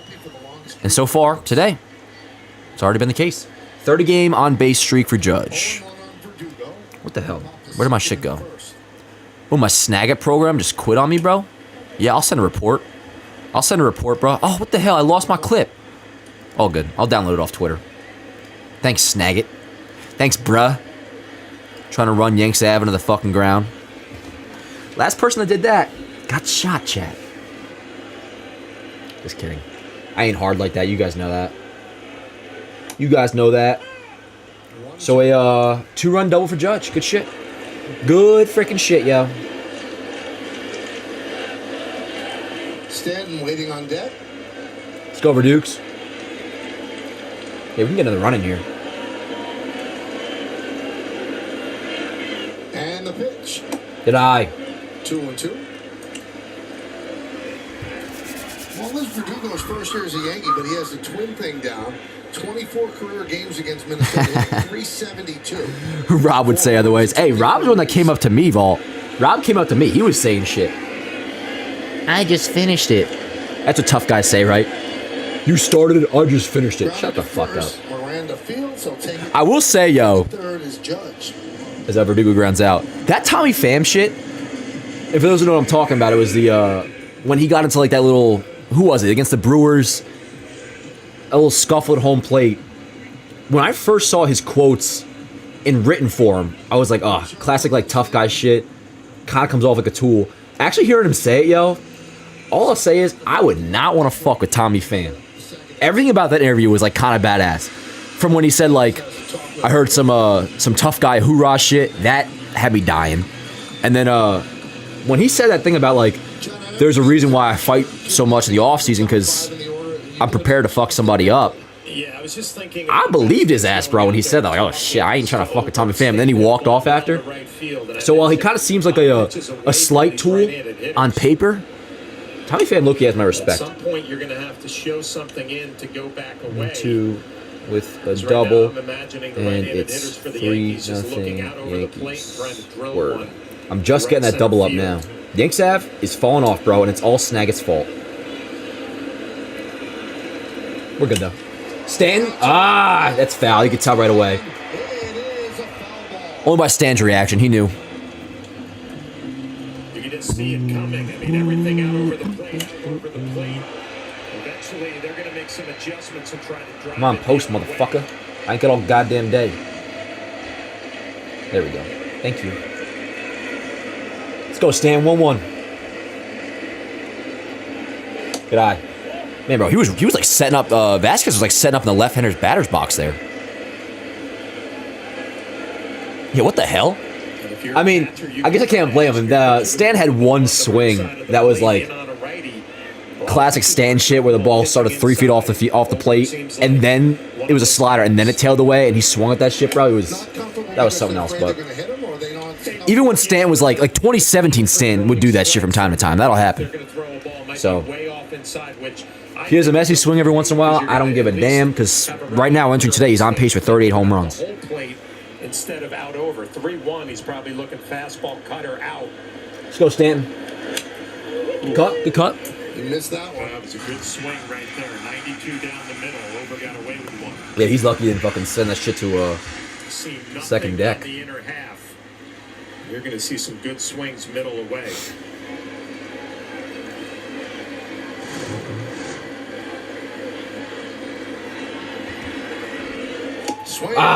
Got him. All good. All good. Yankees scored 2, and we're up 3-0 already, yo. 3-0, automatic. That's what this offense is. Good shit, Cap. What's good, chat?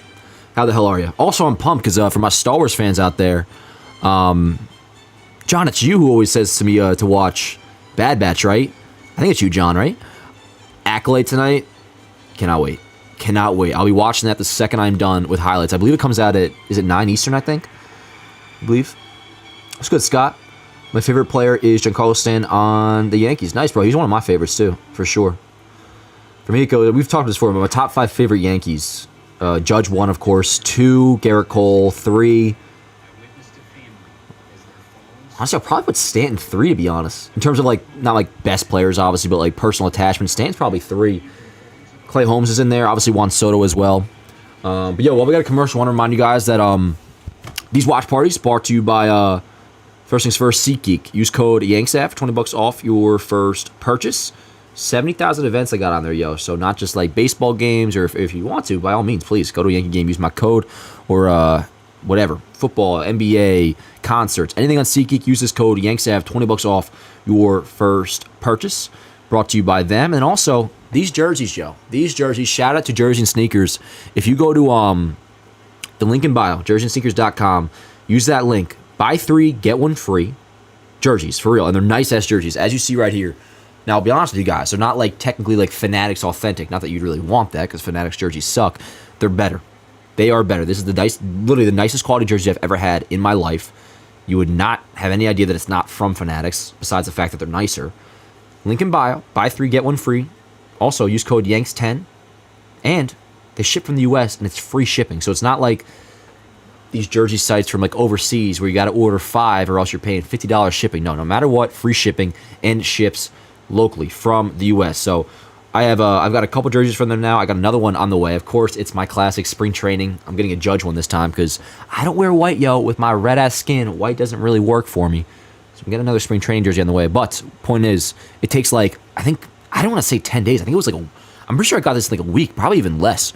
So yeah, link in bio, jerseyandsneakers.com. Buy 3, get 1 free. And then, yeah, SeatGeek, code YANKSAV, $20 off. As heel deals to Miranda. They got Miranda batting 3. How's he doing for him? Is he having a good year? No, he's been solid. 775-ish OPS. But yeah.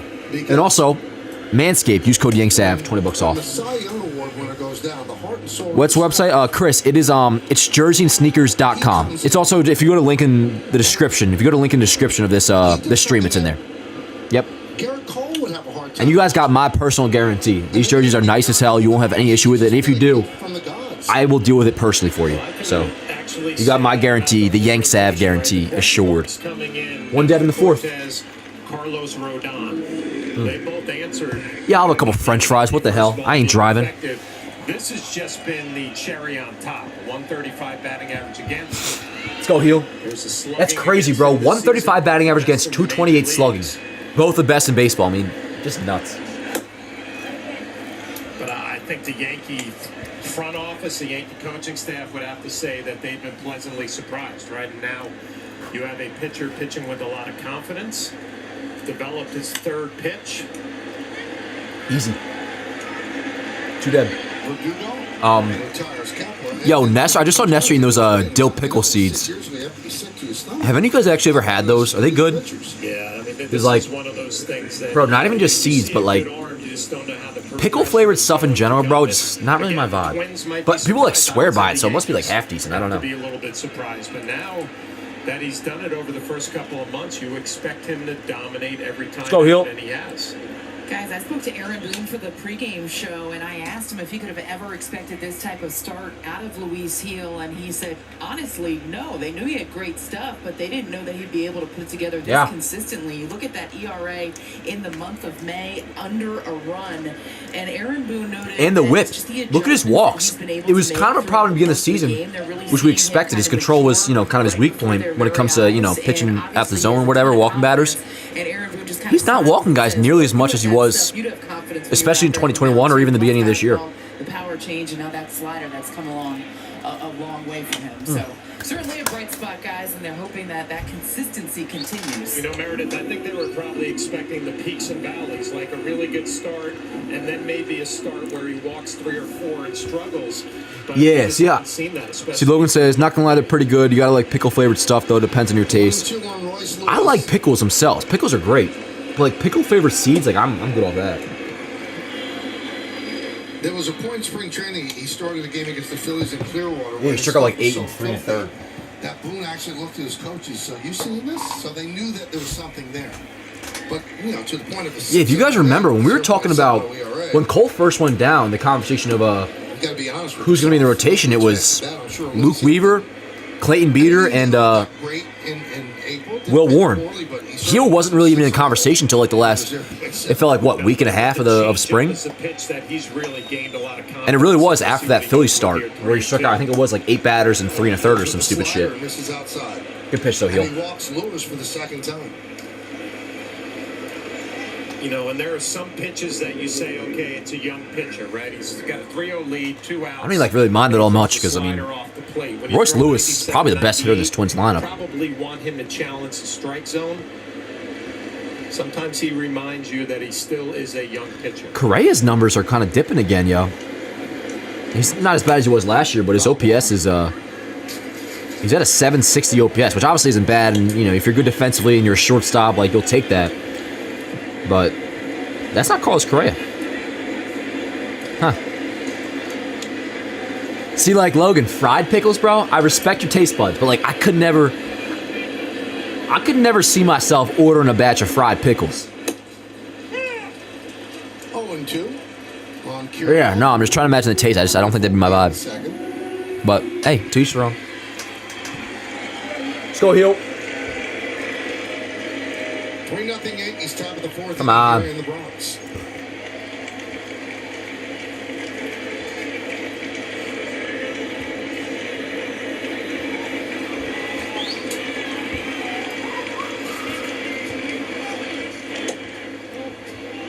One and two.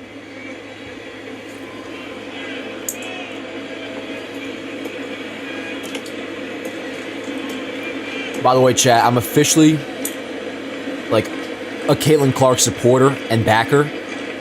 I got a Caitlin Clark shirt on the way. Because I'm tired of all this WNBA bullshit, bro. They're really treating their meal ticket like shit, which is actually, I don't follow WNBA really at all. Or at least until Caitlin got in the league. And I won't go on a whole tangent with this, so if you don't care, don't worry. I'm not going to talk about that long. But, bro, I just see clip after clip, man, of these opposing players, like, knocking her down or treating her like shit. And it's quite clearly... And, like, I won't get into the whole, like, race thing or whatever. I don't even know if it has anything to do with that. But, a lot of them are just clearly jealous, bro, that, well, maybe they were just as good as Caitlin was at one point in their college careers, and if they play today, they get a lot more attention than they did back then. But to me, it's quite clear, yo, they're just taking their frustrations out on her, that she is so much more popular than they ever were. Good shit, Heel. Number 5, strikeout for Heel. But, not that I want to get into that whole debate. My opinion's pretty firm on it, but I'm officially showing my support for Caitlin Clark, and I'm getting a shirt. Already ordered it. Should be here, actually, I think it's from, like, China, so it'll probably be here in, like, 2 weeks, but it is coming. Good shit, Heel. So, so far, what's that? 4 innings for Heel. Scoreless, of course. 4 innings, 1 hit, no runs, 2 walks, 5 Ks. ERA down to 1.87. Pretty badass.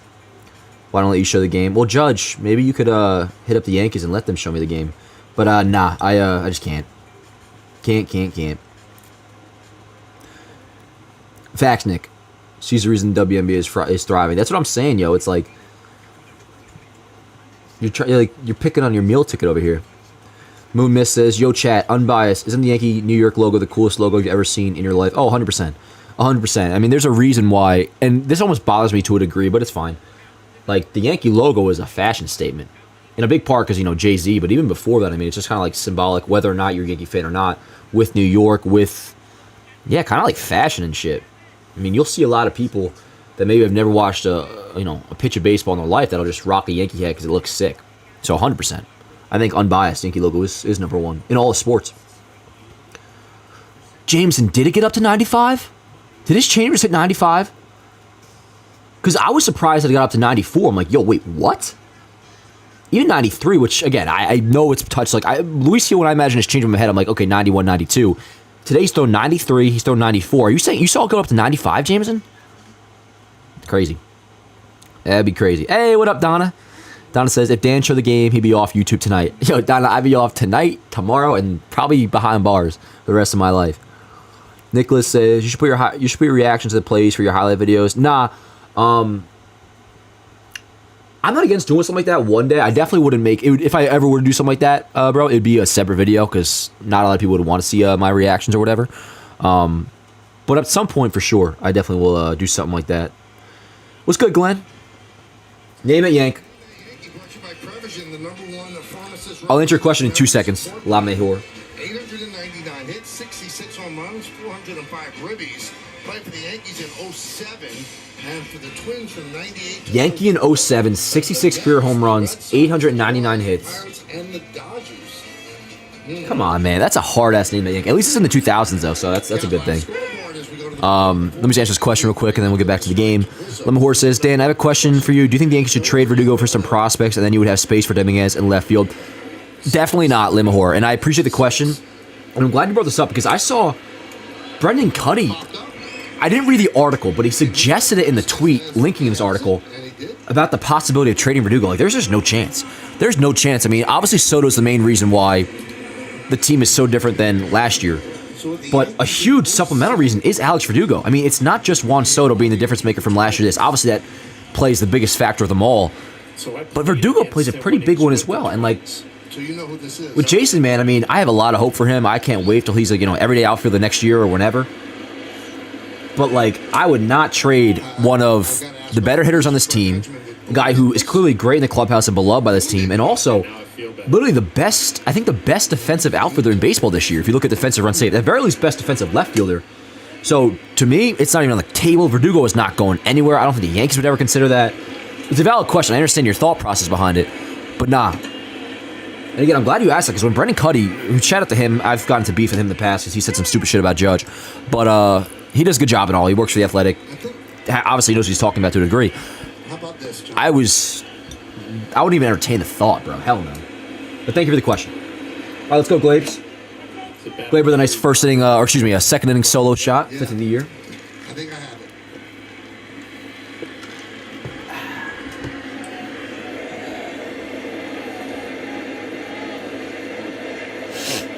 Three-one. 3-2. Ober throws a lot of pitches that are, he's gotten lucky with a few. I mean, he is down 3-0, so how lucky is he? But there's been a lot of pitches over the plate that, whether it's Judge's first at bat, he missed a couple. That pitch to Gleyber was kind of right down the dick.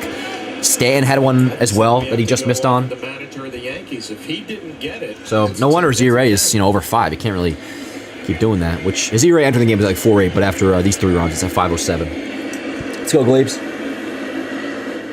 Now, after I got it, I'm kind of shocked that Boone didn't get it, because Boone's really good at this. well, I'm amazed at all the people who text you with the answer after the fact, right? Hunter says Rizzo's stat line is bad. You're not wrong, Hunter. You're not wrong, dude.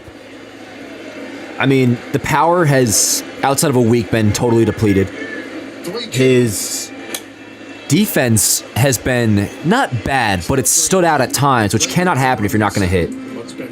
Been fine as of late, but he had, a couple plays that won in Anaheim we've talked about at length that cost that one game, which is fine, but individually speaking, his defense has not been to what it's been in the past, and that's a problem when you're not hitting. And not only is the power not here, I mean, look where the OBP's at now. Oh, hustle, Gleyber. Hustle. You're there. You're in there. Oh, wow. What a play. Oh, it's safe. Wow, Chad. He looked out to me, but let me watch this again. As always, my feet over here is like 3 seconds behind. Oh, maybe he was safe. That was a nice-ass play by Ruiz. Here we go. Wait, his foot maybe came off the bag. Yeah. Unless he beat it anyways. I don't know, but my initial glance. Gleyber Torres. Well, they're going to challenge it. His foot came off the bag. I think the throw did beat him. The throw did beat him, but his foot came off the bag, so regardless. Yeah, what do you... Do they even check... I think they might overturn this because the ball was in the glove before the foot came. Oh, what? No. No, they're not overturning that, bro. No. Right there. Nuh-uh. That's not happening, bro. They're just wasting our time. Nice play all the way around. And the call on the field is, nah, come on. No.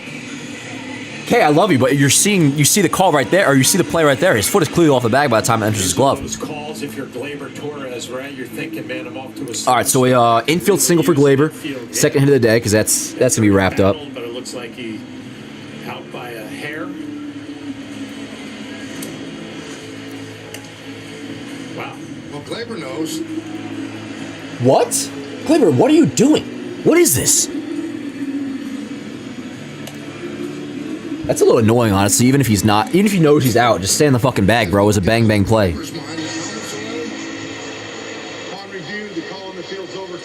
Wow. What a disgrace. Am I wrong, chat? Maybe I'm just, off. Even if he was out, it was not that obvious. But I guess it was. Fuck me, I guess. Whatever. Maybe I just don't got eyes, chat. Speaking of, I gotta get more contacts from Walmart tomorrow. Okay. I apologize. Chat. I still disagree. I think he was safe, but is what it is. Definitely was a nice play by Royce Lewis, though, for show. For show. I like Royce Lewis. He's a good guy. Good guy. All right, so 2 dead, and here is Trevino. Yeah, Trevi's been kind of slumping lately. All good, but hopefully he picks it up. Yeah, no, I hear you guys. I hear you. I I thought he was out too. Some of you were saying he definitely was. Oh no, I thought he was safe. Some of you were saying he definitely was out. But all good, I guess.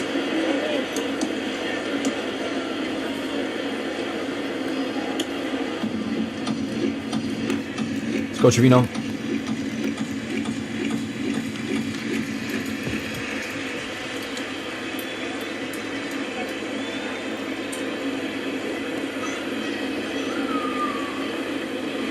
Come on, bro. He takes 20 seconds between pitches. He steps off, it feels like every other batter.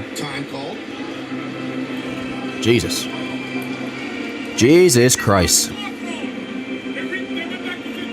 Oh, the clock was started wrong. Yo, Faxo. Assuming I was wrong on the call, Soho says, if it makes you feel better, Dan, that means you make a perfect umpire. That is a good point by you, bro. Moon Miss says, so excited for the Red Sox series. Yeah, when's that again? I know it's in June, but when exactly is that? 2-2. You know what the hell? Let me do a little schedule sift through. So, the Twins series wraps up Thursday.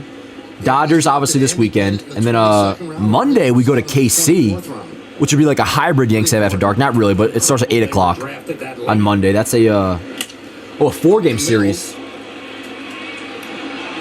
Trevino grounds out, inning over. All good. So, yeah.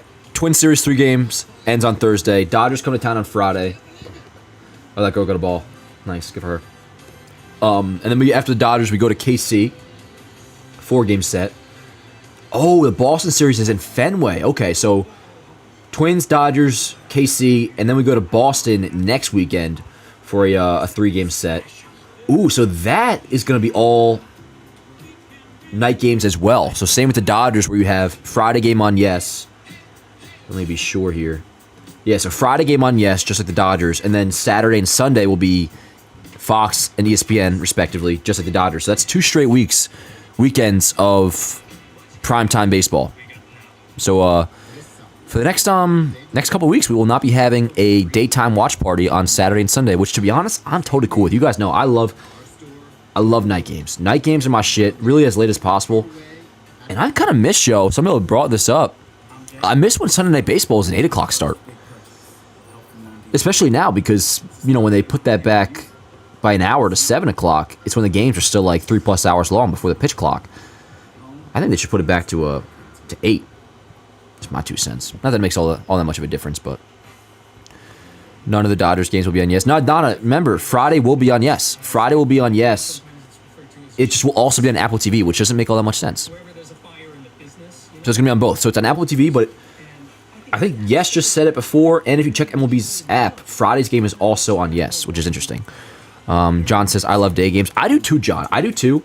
My main thing is, the only thing I'm ever jealous about the Mets with is they often will have Saturday night games. I think Saturday night games are perfect. Sunday has day game written all over it. That's where you sit in the back. I mean, I never do this, but you sit on the back porch, in theory, you get a glass of lemonade, and you just sit in the sun, watch a ball game, and there you go. It's like the 1950s forever.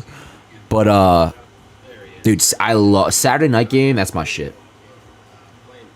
But, yeah. All right, what do we on to the 5th already, yo? God damn. That's what I'm saying, bro. These games go by too quick.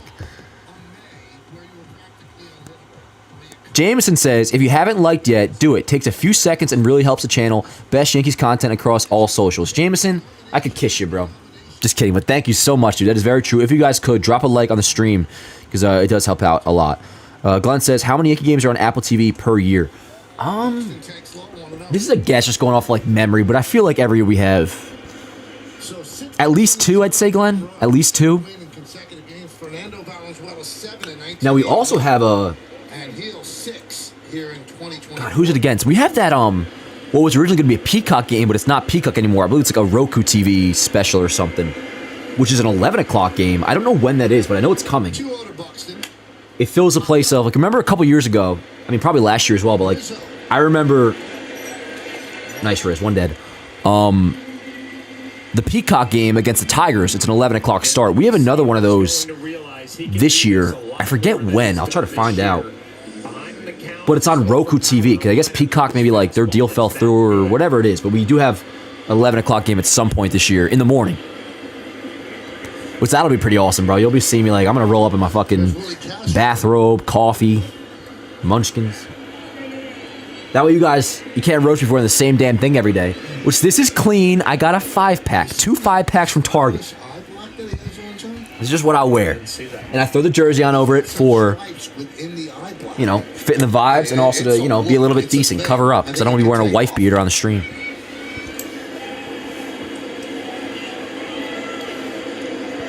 Usually reserved for the haircut where you get a little... Yeah. Let's go, heel. Now, I think the other eye has 2 lines. Yeah, so one side he's a private, the other side he's a corporal. It looks like he just, like, accidentally wiped his face. 3-0. Never really got the eye black for the night game. It's a look. Style. Yeah. Style points. Did you ever I just got hit up by a debt collector, Chad. What the hell? Really? Yeah.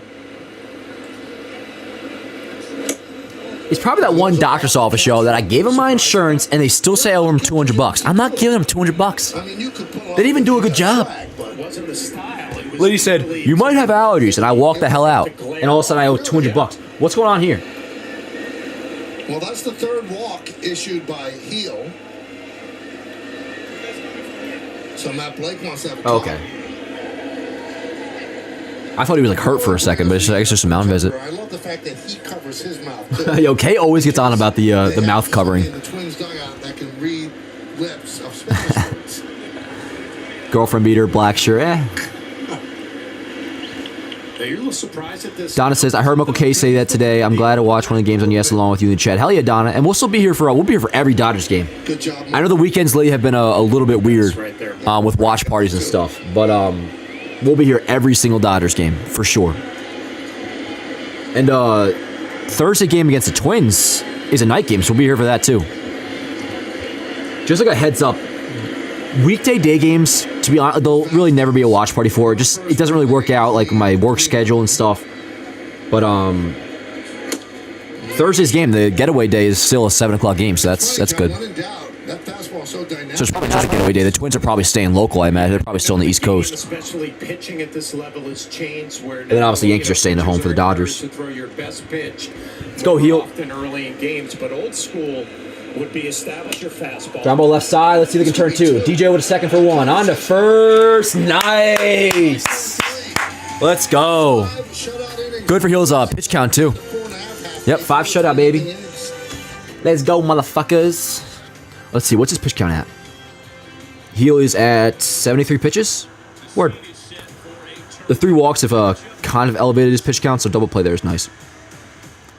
But 7 innings is very reasonable to expect that Heel today. I love this guy's name is Aaron Judge. What up, Aaron? Did you watch Gerrit Cole start? I didn't watch it, but I've been following through. We had let me pull it back up here, but I can't get it anymore. I'm sorry, I forget who sent it, but it was a $2 super chat. Sending Cole's final line, and it was good. It was like 3 1/3 scoreless, 5 strikeouts. He touched 97 a couple times. I came in here at the time. He had only thrown 1 inning, so I have this little clip of it.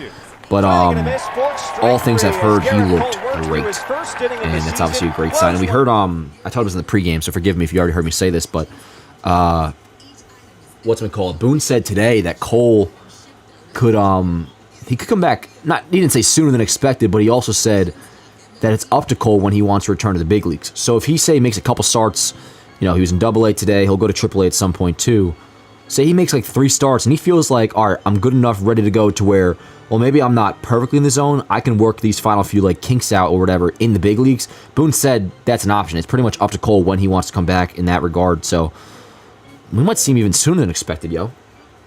But dude, for a first rehab outing, I mean, forget like the stat line. It's AA. We know Gerrit Cole's gonna be good, but like for him to be already throwing 97, multiple pitches at 97, a lot. Pretty much he was sitting, I think like 94, 95. Was hitting 96, and then 97 a couple times. I mean, so far so good, yo. So far so good. No walks, word, hell yeah. Hey, what's good, David? Says, Dan, what's up with Minnesota's batting helmet to the Big M? Has that always been there? Well, we were talking about it before. It's they changed their uniforms. I believe it was last year. Or maybe it was 2 years ago. I love their uniforms, though. I love their homes, their aways. I don't love their City Connects, but I'm a hater of City Connects, so I guess I'm biased. 10-cent beer night. We talked about that on baseball today. Go watch that episode. It's good. There's a lot of pretty girls there right now. Holy shit.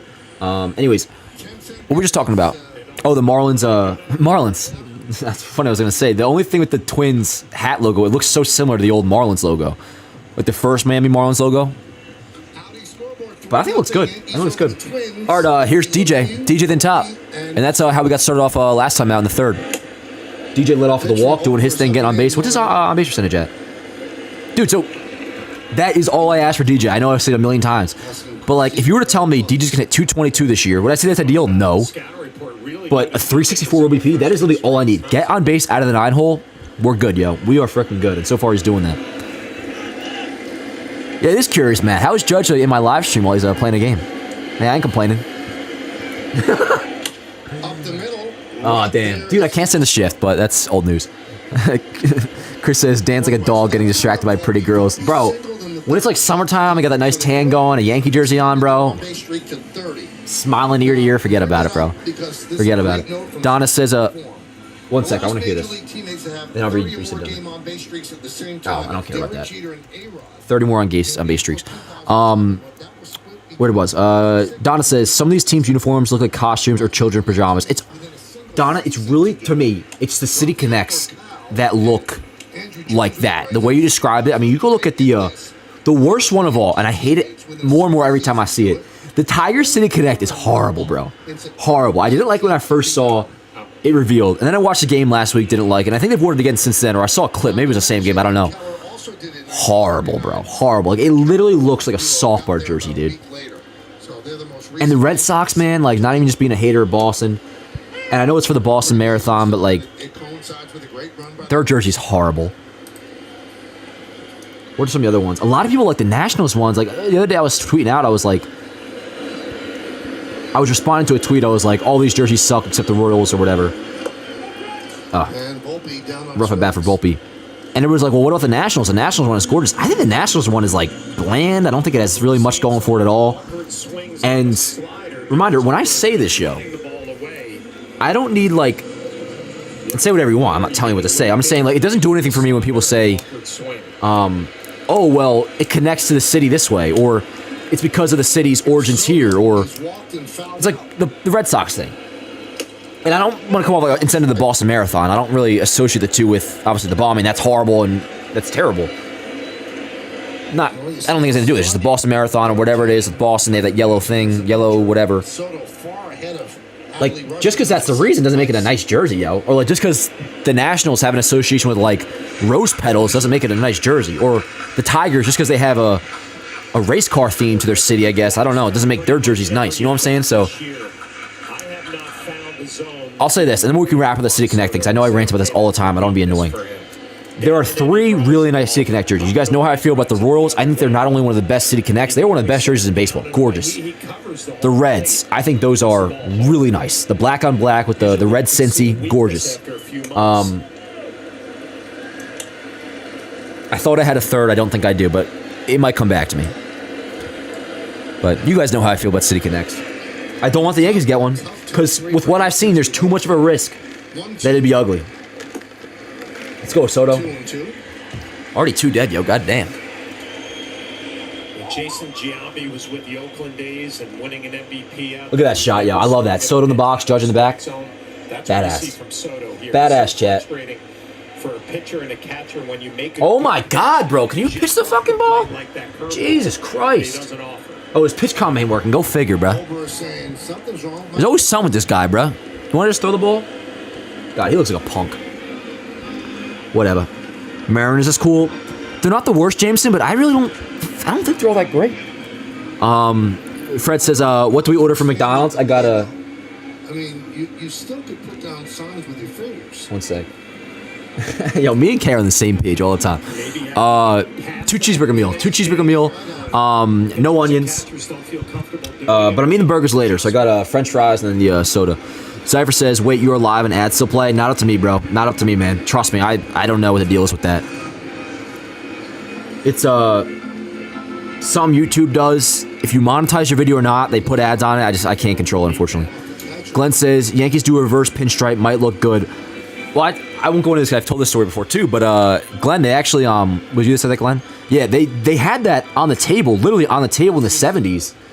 George Steinbrenner had it all laid out, like there was literally a uniform, inverted Yankee uniform printed, where it was navy with the white pinstripes all outside, and I always forget who the guy was, and I still don't remember, but whoever it was, it may have even been, I don't know, but anyways, George had the uniform laid out, and they were thinking about doing it. It may have even been so far where like they were going to do it, and whoever it was walked in there, had enough power to tell George, throw those out right now and burn them. Do not ever wear those. And nice, and soda walks. And that was the last those jerseys were heard of. You can look it up. It was actually a thing. I don't know how far it actually got, but it got far enough to where the jersey was like made. And it was at least a concept, and the Yankees were thinking about it. But not anymore. Was it the 80s? Yeah. Padres. What is the Padres City Connect? Oh, I know what it is. I don't like it either. It looks... It's cute, but like... Me calling it cute is pretty much an insult, so that covers how I feel about that. But yeah, nah. Just my thought, though. If you like it, please, by all means. I'd rather you like it than not. I just personally... I wish I liked it, too. I want to love everything, yo. Ideally, like, everybody loves everything. That's just, you know... It's like, if I see a shitty-ass movie, I might hate it. I want you to like it, because things are better when you enjoy it, you know? Or whatever you like it. I just... Pretty firm with this opinion, yo. City Connect's not my vibe. So I guess Aaron Judge didn't have a problem going to San Francisco with Let's go, Cap. Talk of free agency and his family there. Yo, I'm not sure how many of you guys are on Twitter or not, but like San Francisco fans are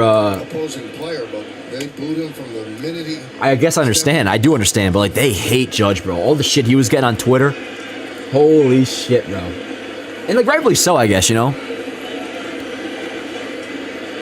It's funny, people used to ask me like if Judge leaves, like you're Judge's biggest fan in the world, like if he leaves the Yankees, like what are you gonna do? I'm like, oh, he becomes the most hated player of all time for me. I'll boo him every time he comes to the stadium. Because in that circumstance, that would mean like he left the Yankees for more money or whatever it would be. I would have hated the guy. But fortunately, that was not a situation I would ever have to deal with, or any of us. That was a cool series in San Francisco, though. Nice park. Nice freaking park. That ain't a hot take, though. Good eye, Cap. Full count. The Mets hat with the Queensboro Bridge doesn't look appealing. Yeah, the Mets are... See, this is like the way I compliment City Connects when I say, like, they're not ugly. The Mets don't have one of the worst ones. I'll say that. Theirs is respectable. But yeah, I think the Blue Jays isn't great either. Oh my God, bro. Time call. I hope Judge called that time. Otherwise, this is getting annoying.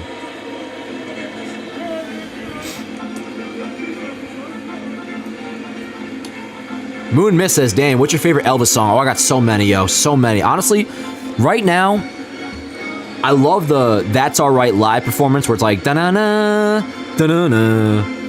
But, yo, I can go through them all. I mean, Suspicious Minds is a classic. Burning Love, love it.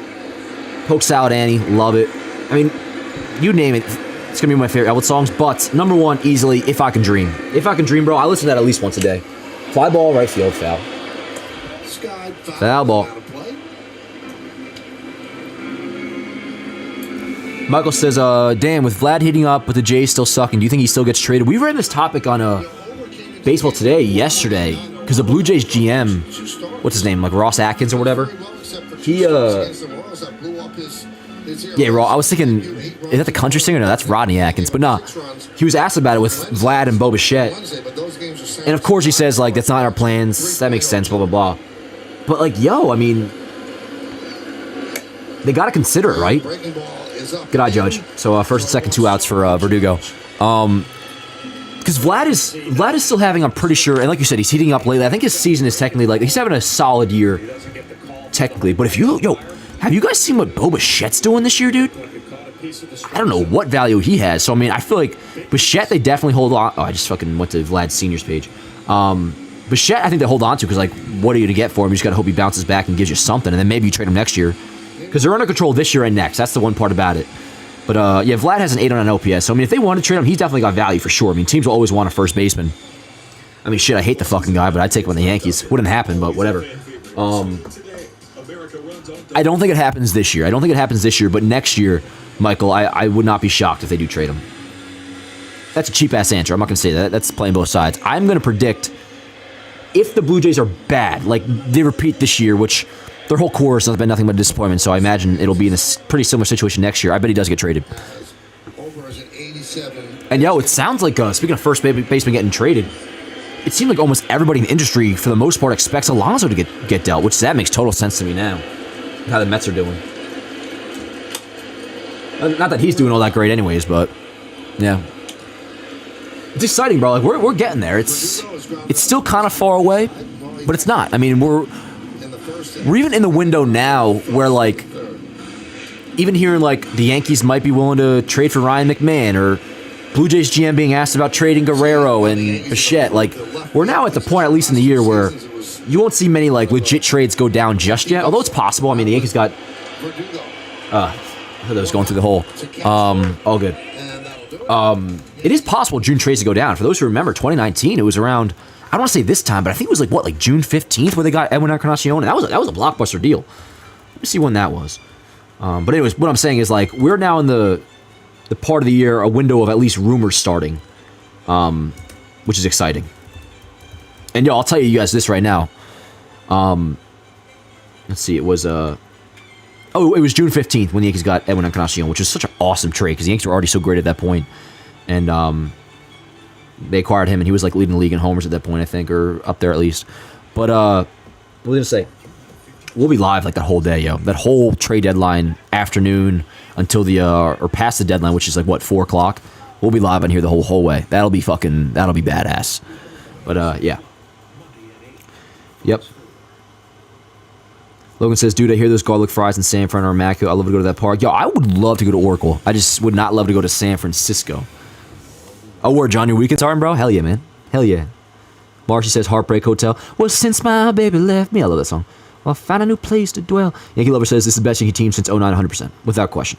Without question. I think the real, honestly, like, question would be, and I'm not going to say it's true, because until they win it, you can't even say yes, but it's no longer even a question, like, is this the best team since 09? That is without question. That is without debate. No doubt. Are we going to at some point have, and I'm not asking it now, in part because I have, like, PTSD from 2022. At some point this year, I could see us asking, is this the best Yankee team since 1998? Which is basically just asking the question, is it better than 09? Pretty much. Which I'm not going to answer just yet. I mean, I think that's a question, honestly, more for, like, come October, or really once they actually win the World Series, but it's a thought. It's a thought. Judge and Soto, OBP 420, nice, hell yeah. Speaking of, I did not smoke any pot last night. I'm taking a good old week break, so wish me luck. Let's see. Adam says, Stanton is terrible too. He makes millions for a 229 batting average and a few 450-foot home runs. Adam, I couldn't disagree more with you, bro. I mean, if you're talking about Stanton last year, I would definitely hear you out and you'd be correct. But not Stanton, man, especially for expectations, not having to be the guy anymore for what he's done this year. On pace for almost 40 homers. OPS like just below 800. And look at his stats with the runners in scoring position. He's been one of the most productive hitters on the team this year in a lineup that has a lot of productive players. Stanton has been great. And like I said earlier, I mean, I'm not sure if it's definitive, but if the season were to end today, or just the way that it's pacing, whatever, he is, if not a top 3 candidate for AL comeback player of the year. Stan has been great. So, Adam, I definitely disagree with you on that, for sure. Cypher says, okay, he's up a little bit. Let me just watch this pitch real quick. Nice. Cypher says, Dan, I've heard analysts say the Yankees might look for a first or second baseman. I don't know why if they have Cabrera. Oh, I know why, dude. I know why. It's because Cabrera can't really hit. Can't really hit. I mean, listen, he was great that first, couple weeks, first month. And I salute him for the job he did filling in for DJ at third base. But ultimately, nice, Soto. What Oswaldo Cabrera was kind of I don't want to say exposed, because that makes it sound like I'm saying it in a negative light. Again, Waldo did a great job. I'm very happy and proud, I guess, of what he did at third while DJ was out. But he's, at least right now, he's not an everyday player. Doesn't mean he doesn't have value. He does, because he plays all over the place. He can hit a little bit at times, and seems like a great dude. We love Waldo. Great off the bench, versatile utility player for sure. he is not a starting infielder on a playoff team. That I can say very confidently. So, if the Yankees were to go out and get an infield this deadline, it comes down to pretty much really 3 players, but you just need one of them to be so bad, or just bad to make it happen, and that is DJ, Gleyber, and Rizzo. Now, Gleyber's starting to hit, so for now, let's obviously just rule him out. Gleyber's hitting the way he has been for the last, 3 or so weeks. You hope the defense doesn't, piss you off as much as it usually does with his mental errors. But just talking about offense. Right now, let's put Gleyber to the side because he's starting to hit. Until he starts to, slump his ass off again, we'll talk about it again. DJ, I think DJ's looked good at a 9-hole, like we were talking about. Getting on base, that's all I asked for him. Anthony Rizzo, I think that's what it comes down to. What is his stats looking like come the deadline? If he is still below a 300 OBP, not hitting for power, forget the defense being shaky at times. That can happen, but one of those 3 things, particularly Rizzo not hitting, that's what could lead to the Yankees going out and getting an infielder. But yeah, I wouldn't rule it out. Definitely would not rule it out.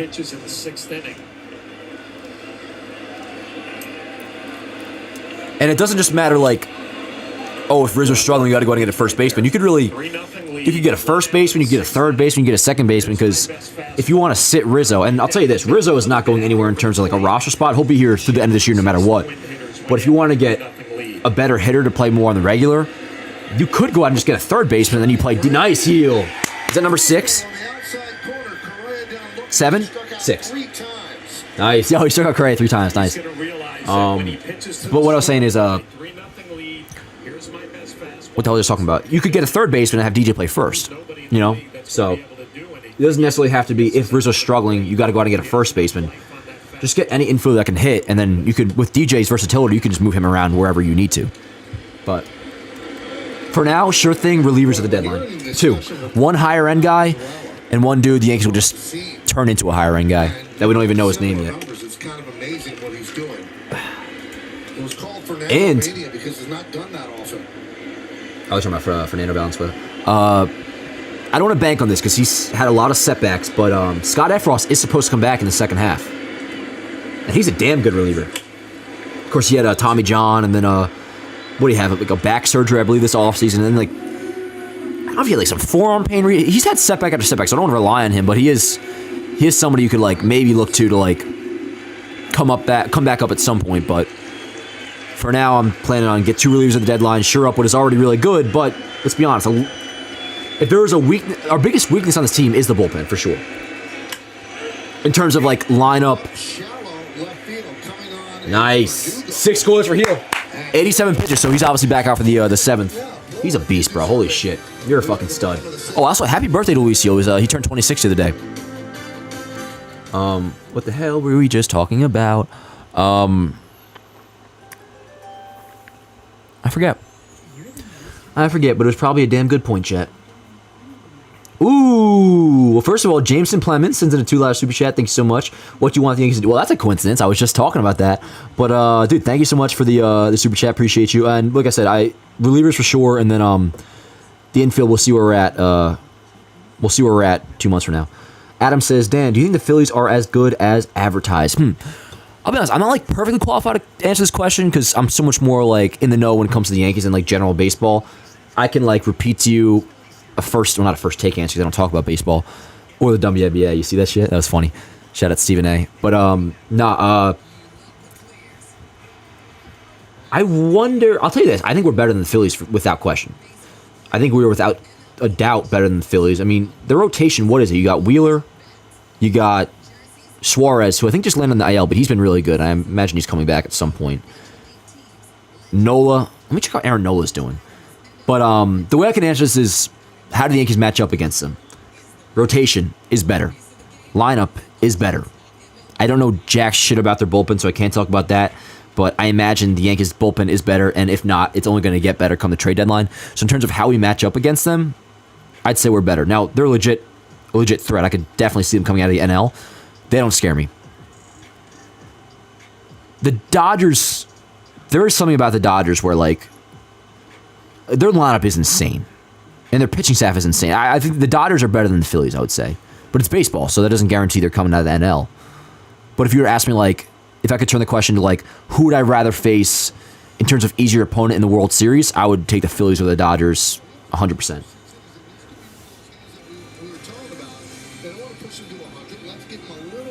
Interesting. So they're done. Luis Gil's day is done after just 87 pitches. And like they're saying, this could be a way to where this could be the kind of innings limit-ish where, like, yo, you gave us 6 scoreless. Why push him to the 7th? Why push him to 100 pitches coming off Tommy John? So, like, maybe this is the way when the Yankees say they're going to go about it a weird way with limiting his innings or just, like, managing the stress on his arm post Tommy John. If that's the way they want to do it, that's awesome. So, yo, Luis Gil's day is done, chat. His day is done. I like that a lot. That's...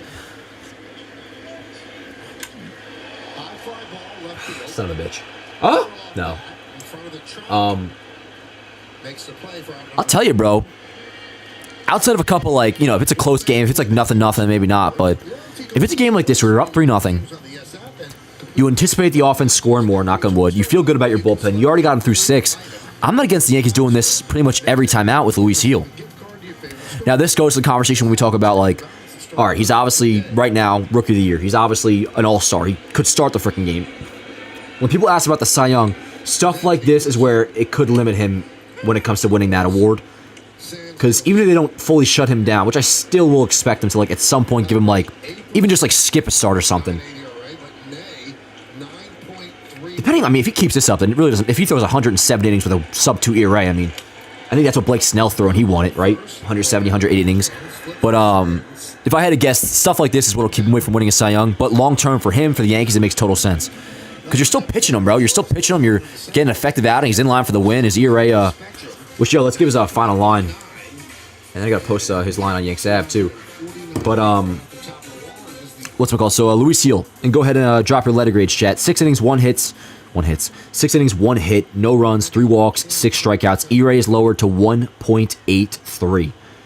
Badass. And, yo, when you drop your letter grade in, I'll say, in fairness, we should not factor in, like, 6. I mean, not that it's bad at all, but, like, if you were on your way to giving him an A+, and now that he's only going 6, you're going to give him, like, an A-. I would say we don't do that, because this is the Yankees' decision just to preserve his arm as much as possible. So, throw him only, quote-unquote, going 6 innings out the window. I mean, I'm just going to fucking do that. I'm just going to give him an A+, dude. Well, I'll just give him an A. I'll give him an A. A+, I'd probably reserve for, like, complete game type shit, but... So I kind of just contradicted myself, but he wasn't throwing a complete game today. Good shit, Gil. Sands likes his cutter. He throws it a lot. Tommy Kahnle getting loose. Kahnle up. So we'll probably just go Kahnle, Weaver, Holmes, right? Sounds good to me, yo. And that's if we don't score. I'm still feeling good if we don't score, but I imagine we will. This game's kind of cruising, yo. It's already 2 outs into the 6th. God damn.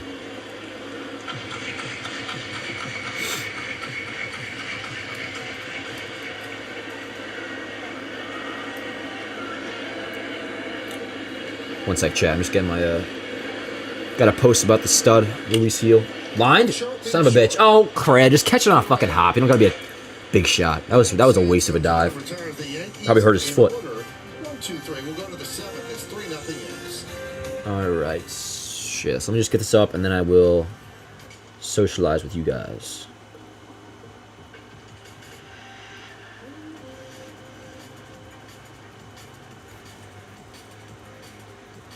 We'll just say Luis Gil just keeps on doing it. 6 scoreless innings lowers his ERA on the season to, what was it, 183? Was it 183, chat? Yep, 183.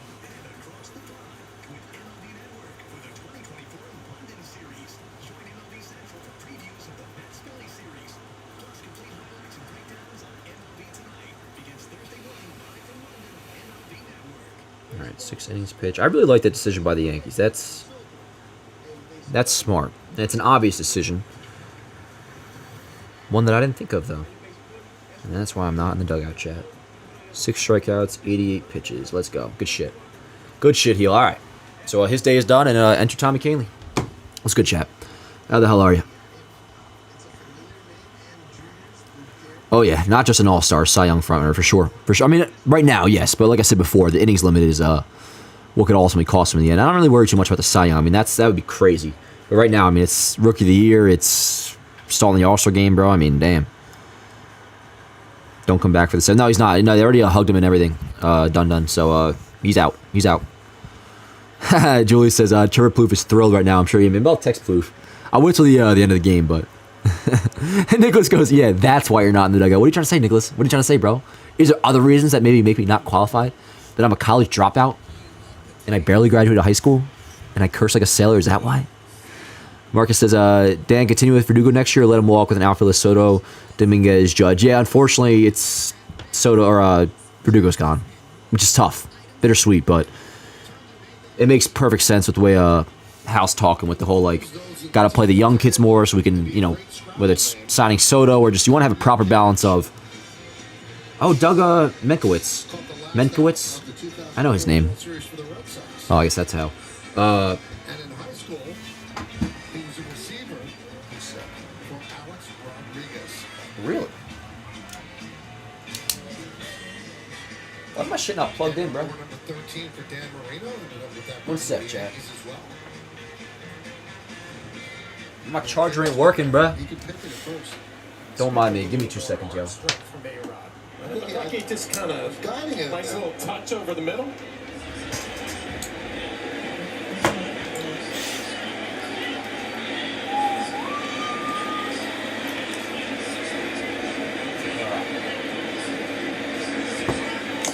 There we go. All right, now we're plugged in. You're gonna get a. You're gonna get a text. But you know, with Hal, You know what? There's one thing I can guarantee you. What's that? I will never get a text from A-Rod. Really? Never. Wow. Nope. insane. They're not boys or something. Why, he doesn't have your number? He doesn't like you.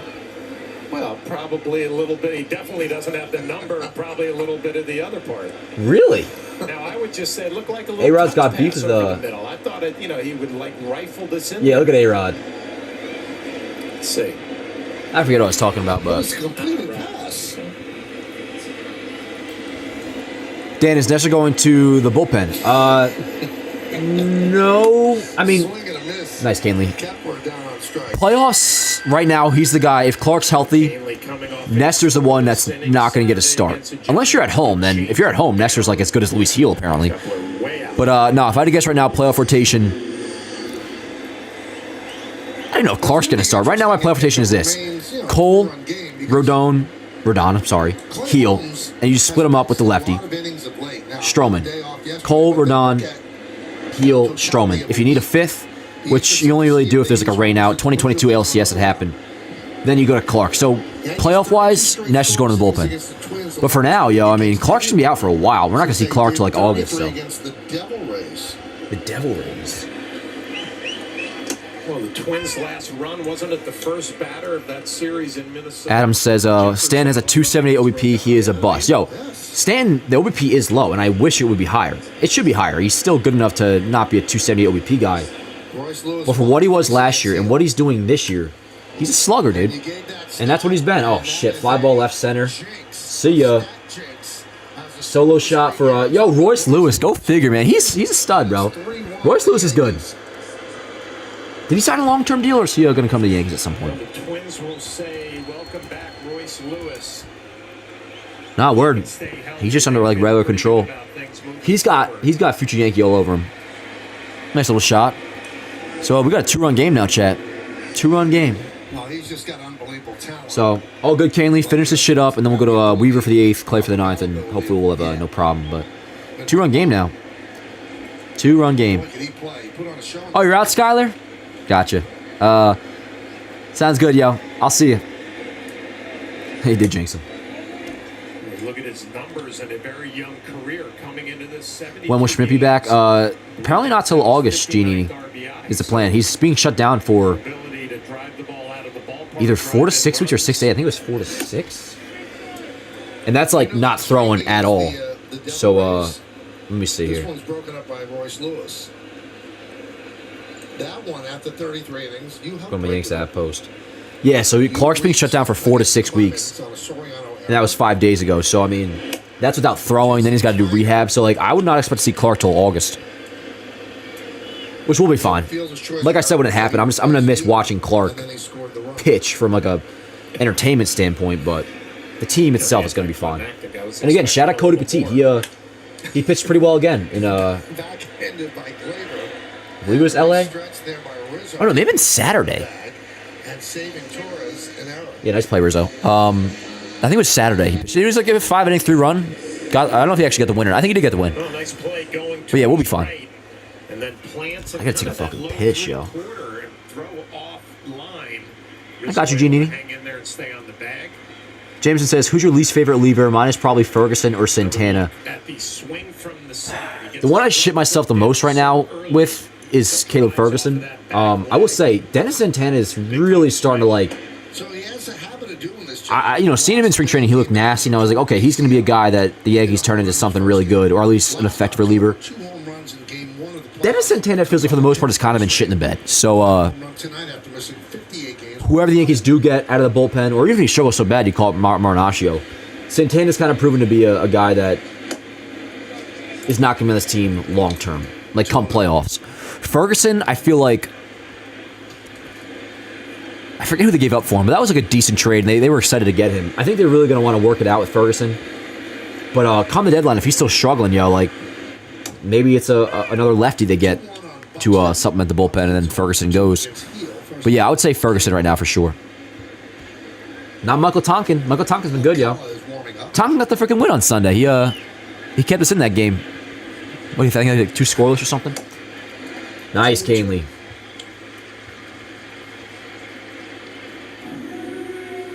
Well, Yankees for Life says, we can release Stanton and pay Doogie so Dominguez and him can switch off from DH and left, but that's just a hot take. Well, it's not football, though, Yankees for Life, so no matter what, Stanton's contract is guaranteed, so it's not like if you release Stanton, all of a sudden you're not on the hook for his $22.5 million. You got to pay him no matter what. And right now, again, he's on pace for 40 home runs, so you're not releasing that. Change up outside, 3-2 on Buxton. At some point, I bet they, not this year, but like maybe even as soon as next year, like Stanton will be just a platoon DH against lefties, maybe, like he's not going to be the everyday DH through the last 4 years of his deal. But for now, he's been great. Stanton has been great. Expectations like in place. Mike Reader says, you should do the podcast again. I'll tell you, the Yanks App show isn't coming back, but wink, wink, stay tuned. You're not stupid, Yanks for Life. You just forgot, bro. All good. All good. Ground ball left side. Come on, Deej, get one. And then I got to take a fucking leak. All right, yo. Good shit. On to the 7th. Who's due up? Let's see. Who made the last out? Whatever. I'll be surprised. Got to take a look. RBI. God bless America. In the Bronx.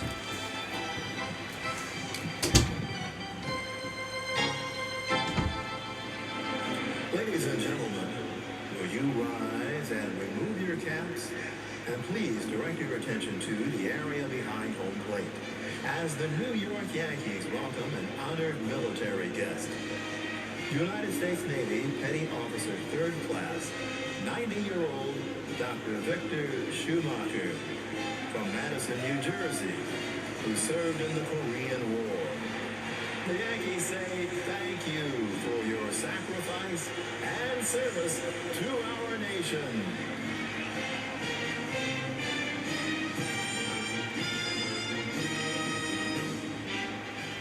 And now, ladies and gentlemen, please join us in singing along with Robert Merrill's rendition of God Bless America.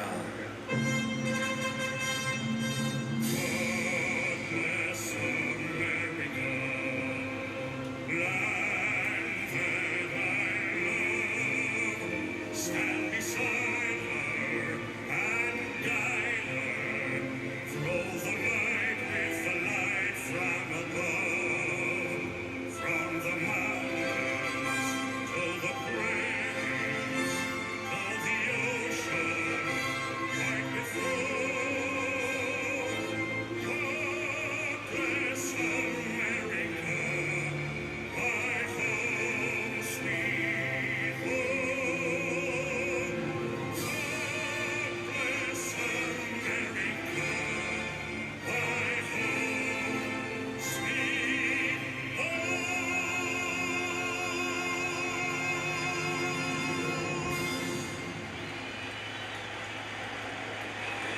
fans.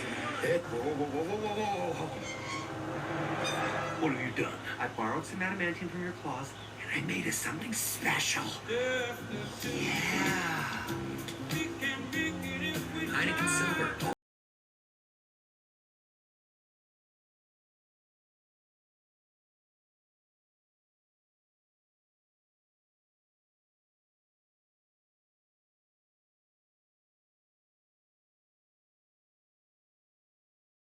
And this is my home, my first big purchase with help from Loan Depot. This is where I play my favorite music. It's my sanctuary. It's my place. It is my home. And home means everything to me. Are you one of 50% of Americans who can answer this correctly? Probably. Look at the answer. 7. It's not about what you know. Oh my goodness. It's how you think. Do not go dangerous. The 1% Club, Monday at 8, Fox 4. I'd fucking own that shit, Chad. Come on. Give me a fucking break. That's good, yo. So what do we got? Let's go. Oh, wait. Okay, yeah. Word. Trevino, DJ, Volpe. I saw Volpe and I thought we were at the top lineup, but word. Trevi, DJ, Volpe. What's good, yo? Hey, what up, D? Hope your nap was good, yo. Came back to a nice 3-1 Yankees lead. Close game, though. We do got a close game. Canley gave up a little solo shot. Luis Hill did his thing. Judge 2-run double. Gleyber Torres got the scoring started with a 1-0 or solo shot, excuse me. Made it 1-0. Julie says, name some Yankees you refer to by their first name only. First name only. I feel like there's a few. Let's see. Gleyber. Actually, I guess there's not that many. Gleyber, DJ, if that counts as a first name. I guess it does. Really just Gleyber and DJ. I don't really ever call Judge Aaron. Unless I'm saying it sarcastically. Maybe Stan, I'll say Giancarlo sometimes. I'll say Giancarlo, I guess, yeah. But Gleyber, I feel it's weird saying Gleyber Torres. Like in my Instagram caption, dude, I'll rarely ever even say like Gleyber Torres does this or like Torres. Like it's always Gleyber. Nestor, Clay Holmes. I'll say Clay. Yeah, there's a few, a good amount. Always for Gary was always Gary. It was just Gary, not Gary Sanchez. All right, here we go. Let's go, Trevino. Let's go, chat.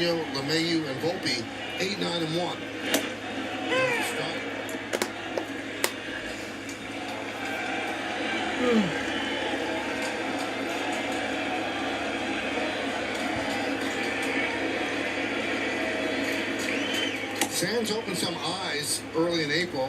Twins faced the Dodgers. Sands came in. He struck out Ohtani, Freeman, and Will Smith all in a row. Oh, wow.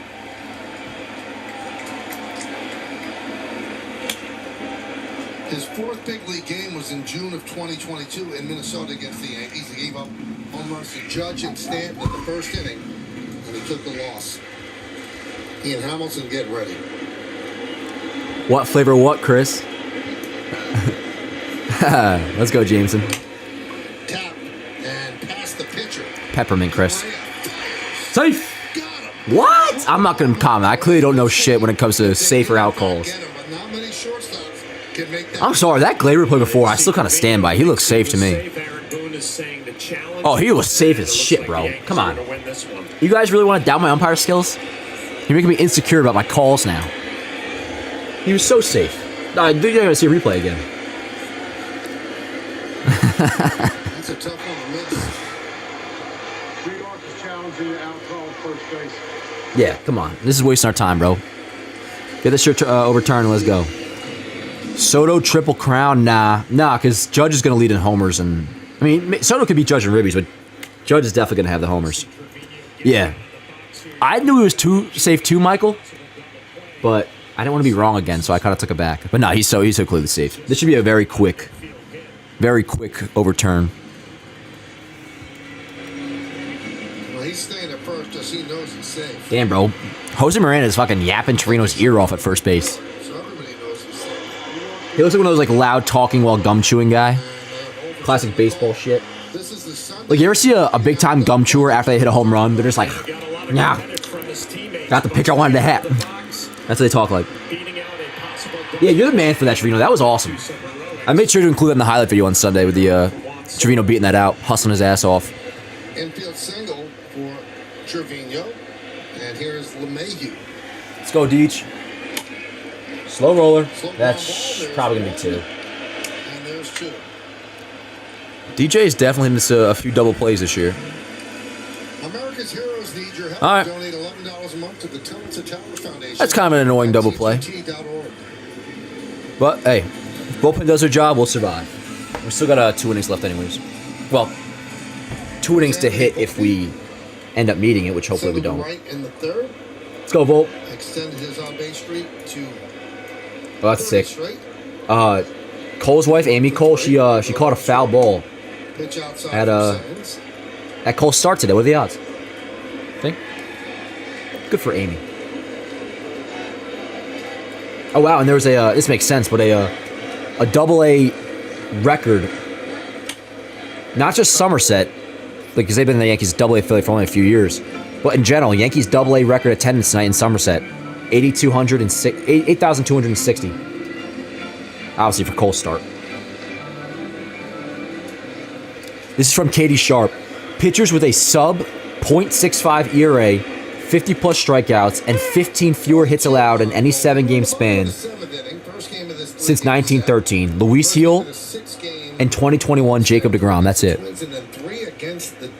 That kind of became an ESPN stat towards the end of it, but still cool. Dodgers Yankees starts at 6 or coverage, and then first pitch around 7:05.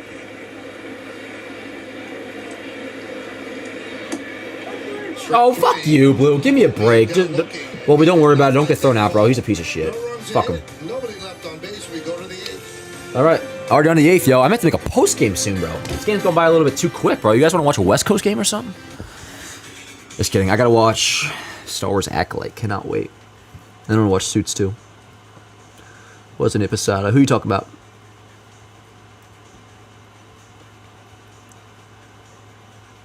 Oh, Chris says, when is the tier list video dropping? Bro, I dropped the ball and that's so hard. Soon. That's all I'll say, Chris. Soon. Like within the next... Hopefully within the next week or so. I took a big L on that. By the time I remember to do it, I was like... It was already Monday night at like 9. I was like, that probably isn't going to happen. So that's my bad. My bad, Chris. But that'll be out soon. Trust me. I apologize for that, guys. Oh, Hill's been great. Very consistent. That's a $1,000 fine for DJ. Ground ball left side of second base. Yeah, I like that. That's entertainment. Let's see what else is going on around the league today. Let's see if Cleveland and Kansas City, what they're doing. Have they started yet or not? They had to have.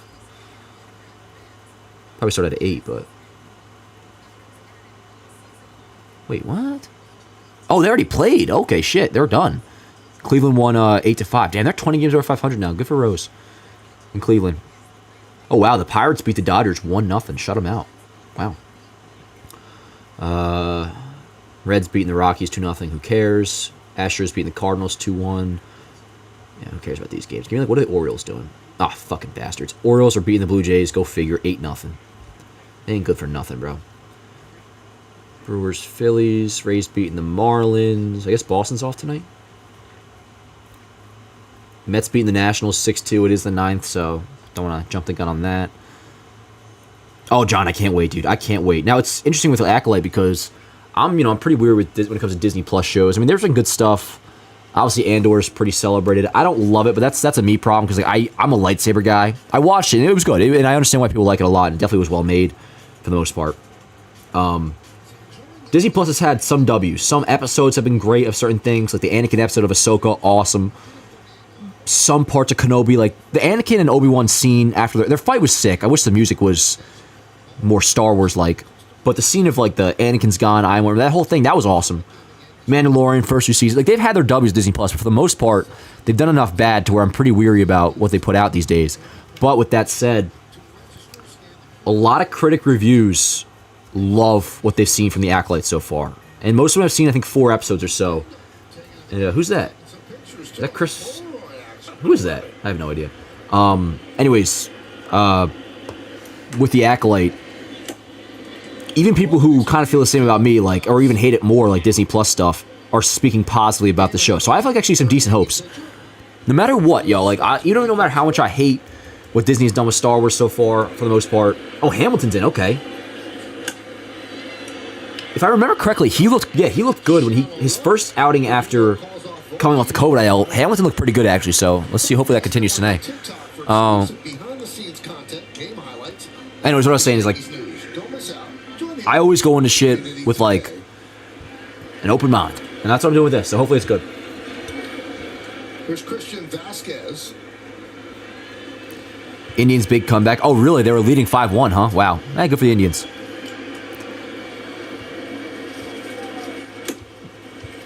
At the fastball by him. 98 miles an hour from Hamilton.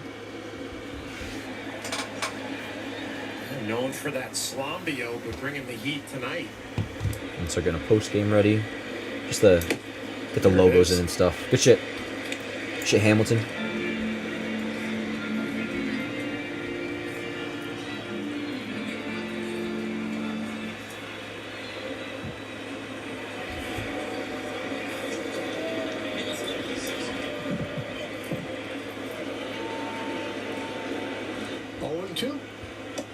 Good pitch. Ball, but good pitch. Breaking ball, push the envelope, 1-2.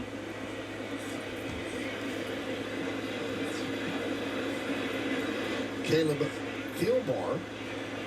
Yo, Chad, we thinking Luis Heel for the post-game picture tonight, or should I do Fly ball right field. That's no problem. Going back Soto. Yep. Too dead. It really depends on like what the most badass picture is. Like if there's a dope picture of Judge, I'll use that. But if there's a cool one of Heel, I'll use that. Or a good one of Gleyber, who knows?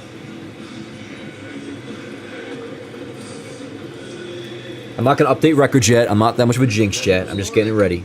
Larnach is 0 for 3. Very suddenly, we're about to get our last few at-bats and then on to the ninth. Which will obviously be Clay's.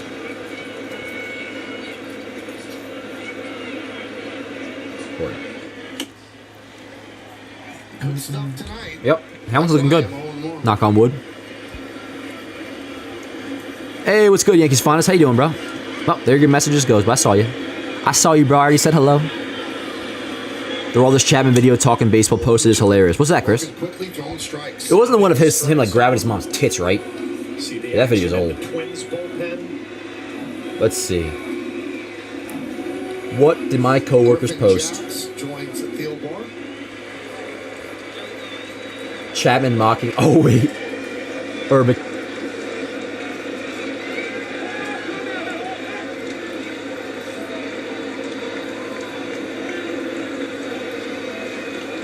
I don't get it.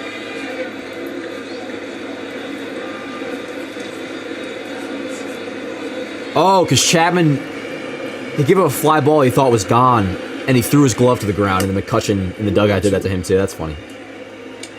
That's funny. I wonder how he's doing. How is Aroldis Chapman doing this year? Because, I mean, he's obviously getting traded at the deadline again. Oh, not great. Not great. Nice, Hamilton. That's good. That is, unless I'm forgetting one in between, that's 2 really good outings in a row since coming off the COVID IL for Hamilton. He's looking good. That's huge.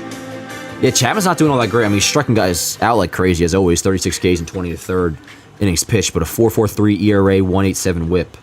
He's getting out there in age now, man. I mean, he's freaking 36 years old. Was good last year, though, for the most part. 103 Ks in 58 and a third innings. That's pretty nuts what he did last year. Didn't Hamilton just have COVID? Yep, Morgan. Yeah, he did. He came back before the. He came back, I think, when DJ came back. First game of the Anaheim series. Oh, 100% Marcy. Clay over Chapman, no doubt. Let him come out in the ninth. Only threw 9 pitches. You know that ain't happening, Matt. Clay gets the 9, and I support that. Oh, word, D. You're going to game tomorrow? Hell yeah. Let's go. Have fun. That's awesome. We'll miss you. Need a couple of insurance runs. I would not be against that, Donna. I would not be against that. Which who we got up? Word. Soto, Judge Verdugo. Let's go. Let's go, yo. Oh, word. Yankees finest says I just got back from the Somerset Patriots game to see Gerrit Cole's rehab. He did really good. Yeah. No, we were following in here. He did really well. Touching 97. No walks. Apparently looked really good. That's dope you went, bro. They said it was a packed crowd, like the highest AA attendance ever for a Yankees AA attendance tonight. Heel lowest ERA in the AL. Hell yeah, Aaron, let's go. Yeah, so how did Seth Lugo do today then? I guess he did pretty well then, right? If the Royals had a 5-1 lead late, because I believe it was just him ahead of Heel now, or is it somebody else? And what the hell? I'll just go check the ERA leaders. Why am I making this difficult?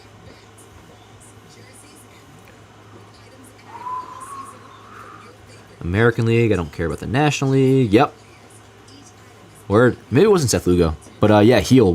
His ERA showing 1.82 now. Mine said 1.83. But either way, he is now ahead of Tanner Houck, who has a 1.85. So yep, Luis Heel, best ERA in the American League, and best pitcher at that. So. Oh, my mistake. Tomorrow's basketball jersey night for Soto. I said it was today. Tomorrow. Oh, word. So, was it UD or was it? Where was it? It was UD, right? Yeah, D. So you can get a Juan Soto basketball jersey tomorrow. It's probably first 18,000, so get there kind of early. Nah, Jesse, I'm not. I want to go to Yankees Dodgers, but like, I'm not gonna lie to you, chat. Like, I mean, if I could like split myself in two and like send a clone at Yankee Stadium, I would so do it.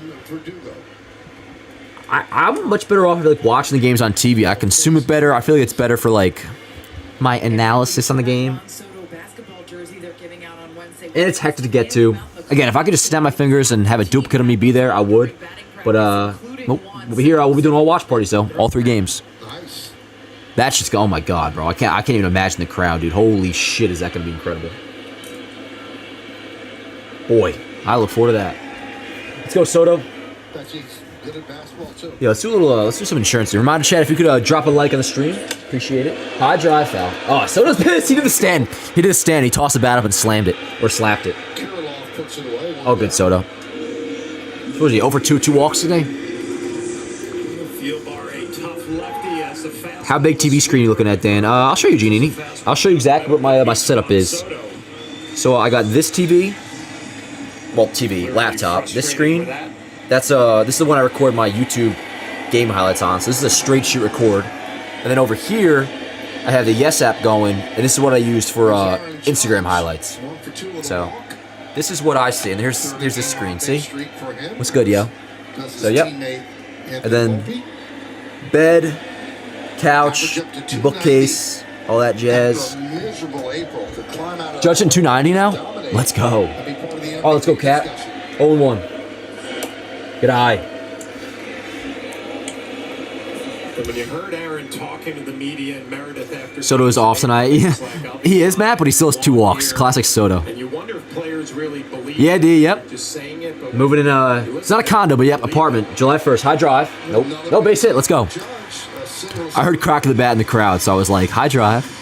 Good shit though. Gonna get some dominoes? Hell yeah, John. Enjoy, brother. Enjoy your weekend.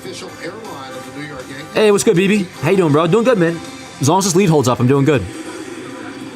Yeah, it's all good. Everybody has an off night. And the only reason he's like off is he just missed a couple hittable pitches, but still, 2 walks in the day. Oh, wow, Weaver getting loose. Wondered if Holmes was available today. What was his... Okay, he threw 32 pitches in 2 days. Off day. Okay, I mean, shit, I don't mind Weaver getting the 9th then. So I was wrong. I said the 9th is Clay's. Not today. Not today.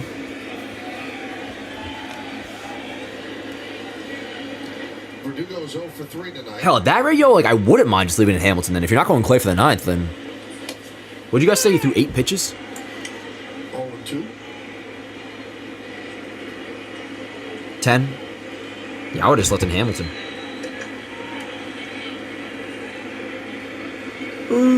Weir's good too, obviously.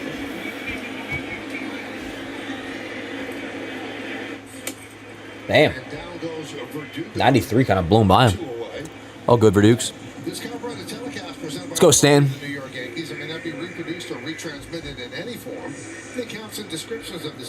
Watch me, bitch. Just kidding. And I'm not calling K a bitch by any means. I worship at the altar of Michael K. Gerrit Cole pitched today. Yes. Let's go, Stan. Go deep. Come on. Pitched well. You can see a replay of that game. Ooh. Stan's had some good swings tonight, just barely missing. 2 fastballs that if he were just like an inch above where his swing was, crushed. See for yourself how Gerrit Cole did. But 0-1 on Stanton. if I could grow facial hair, I have a beard. That was a bad analogy, sorry, but it is true. Ooh, good curve. He got a nice curve. Good curveball. I said first, haha. You know, knowing Gerrit Cole, I wouldn't be surprised if he's watching that little repeat performance. He might be. Dan, being from where you are, isn't Domino's gross to you? Nicholas, Domino's is to me. I do not like Domino's, but it's not because high drive. Stay fair, baby. Stay fair. Ah, let's go! Fuck yes! Let's go, chat. Fuck yes! Oh, baby. I love that. I love that. Nice. That was like quite decently fair. I thought that'd be like maybe off the foul pole or something, but let's go. 15th home run of the year for Stan. Remember, he entered today on pace for 38 home runs, which if he reaches that mark, that's his season high as a Yankee. He hit 38 back in 2018, 35 in 2021, 31 in 2022. Imagine if this year is when he sets his Yankee career high in home runs for a season. He's on pace for over 40 now because he entered today over 38 or at 38.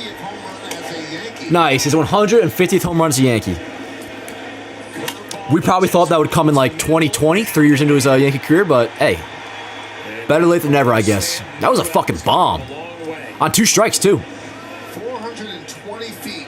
420 feet, baby. Let's go. Let's go. All right, so there's your insurance, yo. 5-1 lead. From the side, just such a simple little stride. Soto and Judge are getting all the good shit, Stan. Number 15, yo. That's fucking awesome. That is awesome. Let's go, Chad. Fuck yes. Let me get the shit up on Yank staff. So we got a 2-run shot. Number 15 of the year makes it 5-1. Right in on the hands. 1 and 2. Well, the Yankees have 3 players with 15 or more home 3 players, 15 or more homers. 62 games this season. That's the first time that's happened for a trio in Yankees history. They've had some pretty good trios. His 15th homer of the year and Chop slowly, second base, as a Yankee makes it a 5-1 game. But the Yankees get some insurance. That man decides to go to yard. A breaking ball that didn't break. Let's go, Stan. Let's go, baby. All right, we're 3 outs away from taking the series opener here. I wonder if they're going to go to Weaver, or I imagine they probably already told Hamilton he's done, so they probably don't want to be like, yo, never mind, you're coming back out. But good shit. Good shit. We will always take insurance, and we will always take a Giancarlo Stanton home run. Yo, Adam, where you at, bro? Where's my man at? Yeah, Donna, yep. You requested it and Stan delivered. I'm just busting your chops by that. I know you're a good dude. But let's go. Number 15. That was a fucking bomb, dude. Let's go. Oh, word, Brian. You called it? Hell yeah, dude. Let's go. And you're so right, dude. No, Stan has been so close all game long, just barely missing. And there you go. Finally got a hold of one. And, you know what? Let me do an updated homer pace. Not a post, but I'm gonna look it up. What he's on pace for now. Because, again, he was on pace for 38 entering today. So now he has to be like on pace for over 40. Excuse me.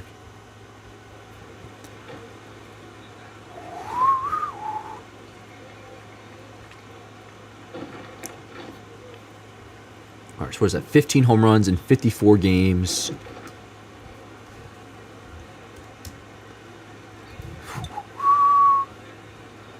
Giancarlo Stanton is on pace for 41.7 home runs this year. It's awesome. That is awesome. Can you imagine he hits 40 for the first time as a Yankee in this season coming off of last year with no expectations? That would be awesome. That would be fucking badass.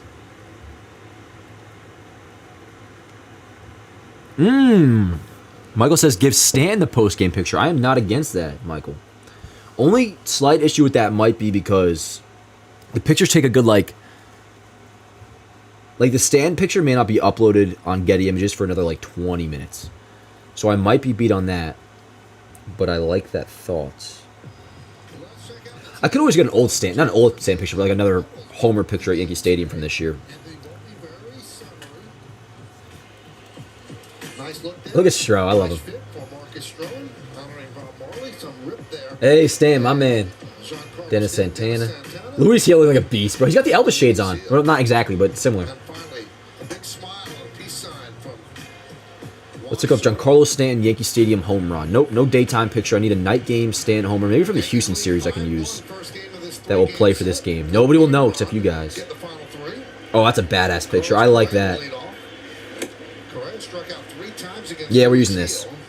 Good call, Michael. You win. Weaver, who's pitched well. 39 strikeouts. Yep, here's Weaver. 35 and 2/3 innings pitched. This is his 22nd game. We're using this picture. It's from Houston when Stan hit that fucking bomb to left. Pretty similar to this one. That one was a little bit farther, but Inning and 2/3 Friday night in that works for this. So he's had a few days off. 2-run shot, too. Let's go. Feels like a lot of Stan's homers have been, like, not just solo shots. Owing a 1-2 now. All right.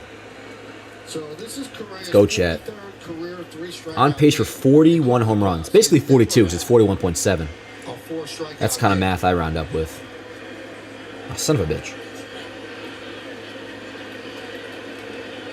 Until tonight. Nice, Weaver. Well, fans, stay tuned after the final out for tonight's All right. postgame as Bob Lorenz and Jen Curry will have highlights. Reminder, guys, code YANKSAV at SeatGeek. $20 off your first purchase, any event. Doesn't have to be just baseball. And also, buy 3, get 1 free jerseys. One I'm wearing right now, nice as hell. Better than any Fanatics jersey you would get. Link in bio, buy 3, get 1 free. And also use code YANKS10 for 10% off. And free shipping, too, from the U.S. All right, so let's see here. We got Heel will get the win and will improve to 8-1 with a 1.82 ERA, which is incredible, as we've talked about at length. And the Yankees will improve to 43-19. Assuming we hold on. Twins will fall to 33-27. I mean, you could talk a lot about this Yankee team. Luis Heel came out of nowhere. Luke Weaver. Heel improves to this team, you were thinking he 8-1. was going to be a middle reliever, give you a couple of innings. He has pitched some high leverage innings. He's dominating. There we go. Here is our post game tonight, chat. That's what we're working with. And I just realized I forgot to update the score to 5-1. I caught it. Don't say nothing in the chat. Or do. You guys have free will. You're all Americans. Or if you're not, you also have free will.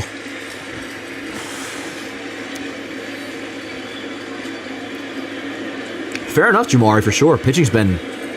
I mean... Popped him up. Nice, 2 dead. I didn't think the pitching would be bad, but this good, dude.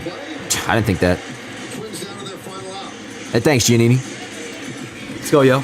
Also, one more request. If you guys, before we get out of here in a little bit, you could drop a like on the stream, please.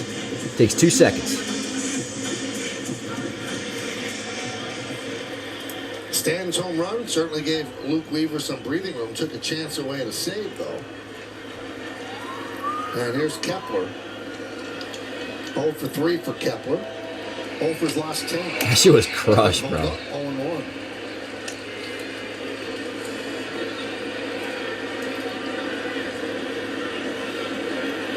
I love Stanton.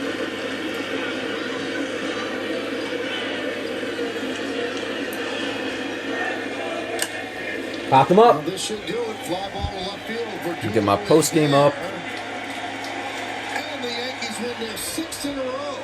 To beat the Twins. 6 straight. Another great performance by Hold on, yo. Run. And there's 6 straight. Giancarlo Stanton, couple of ribbies for Bet. Word, all right, yo. Another W in the books. Series opening win against the Twins. Go figure. Season series against the Twins is now clinched. We'll go for the series win tomorrow to ensure that. And yo, 6 in a row. Team keeps rolling, as we all know. Luis Hill doing his thing. ERA now leads the American League at 1.82. Stanton, 2-run shot. On pace for over 40 homers. Gleyber with a nice little solo shot.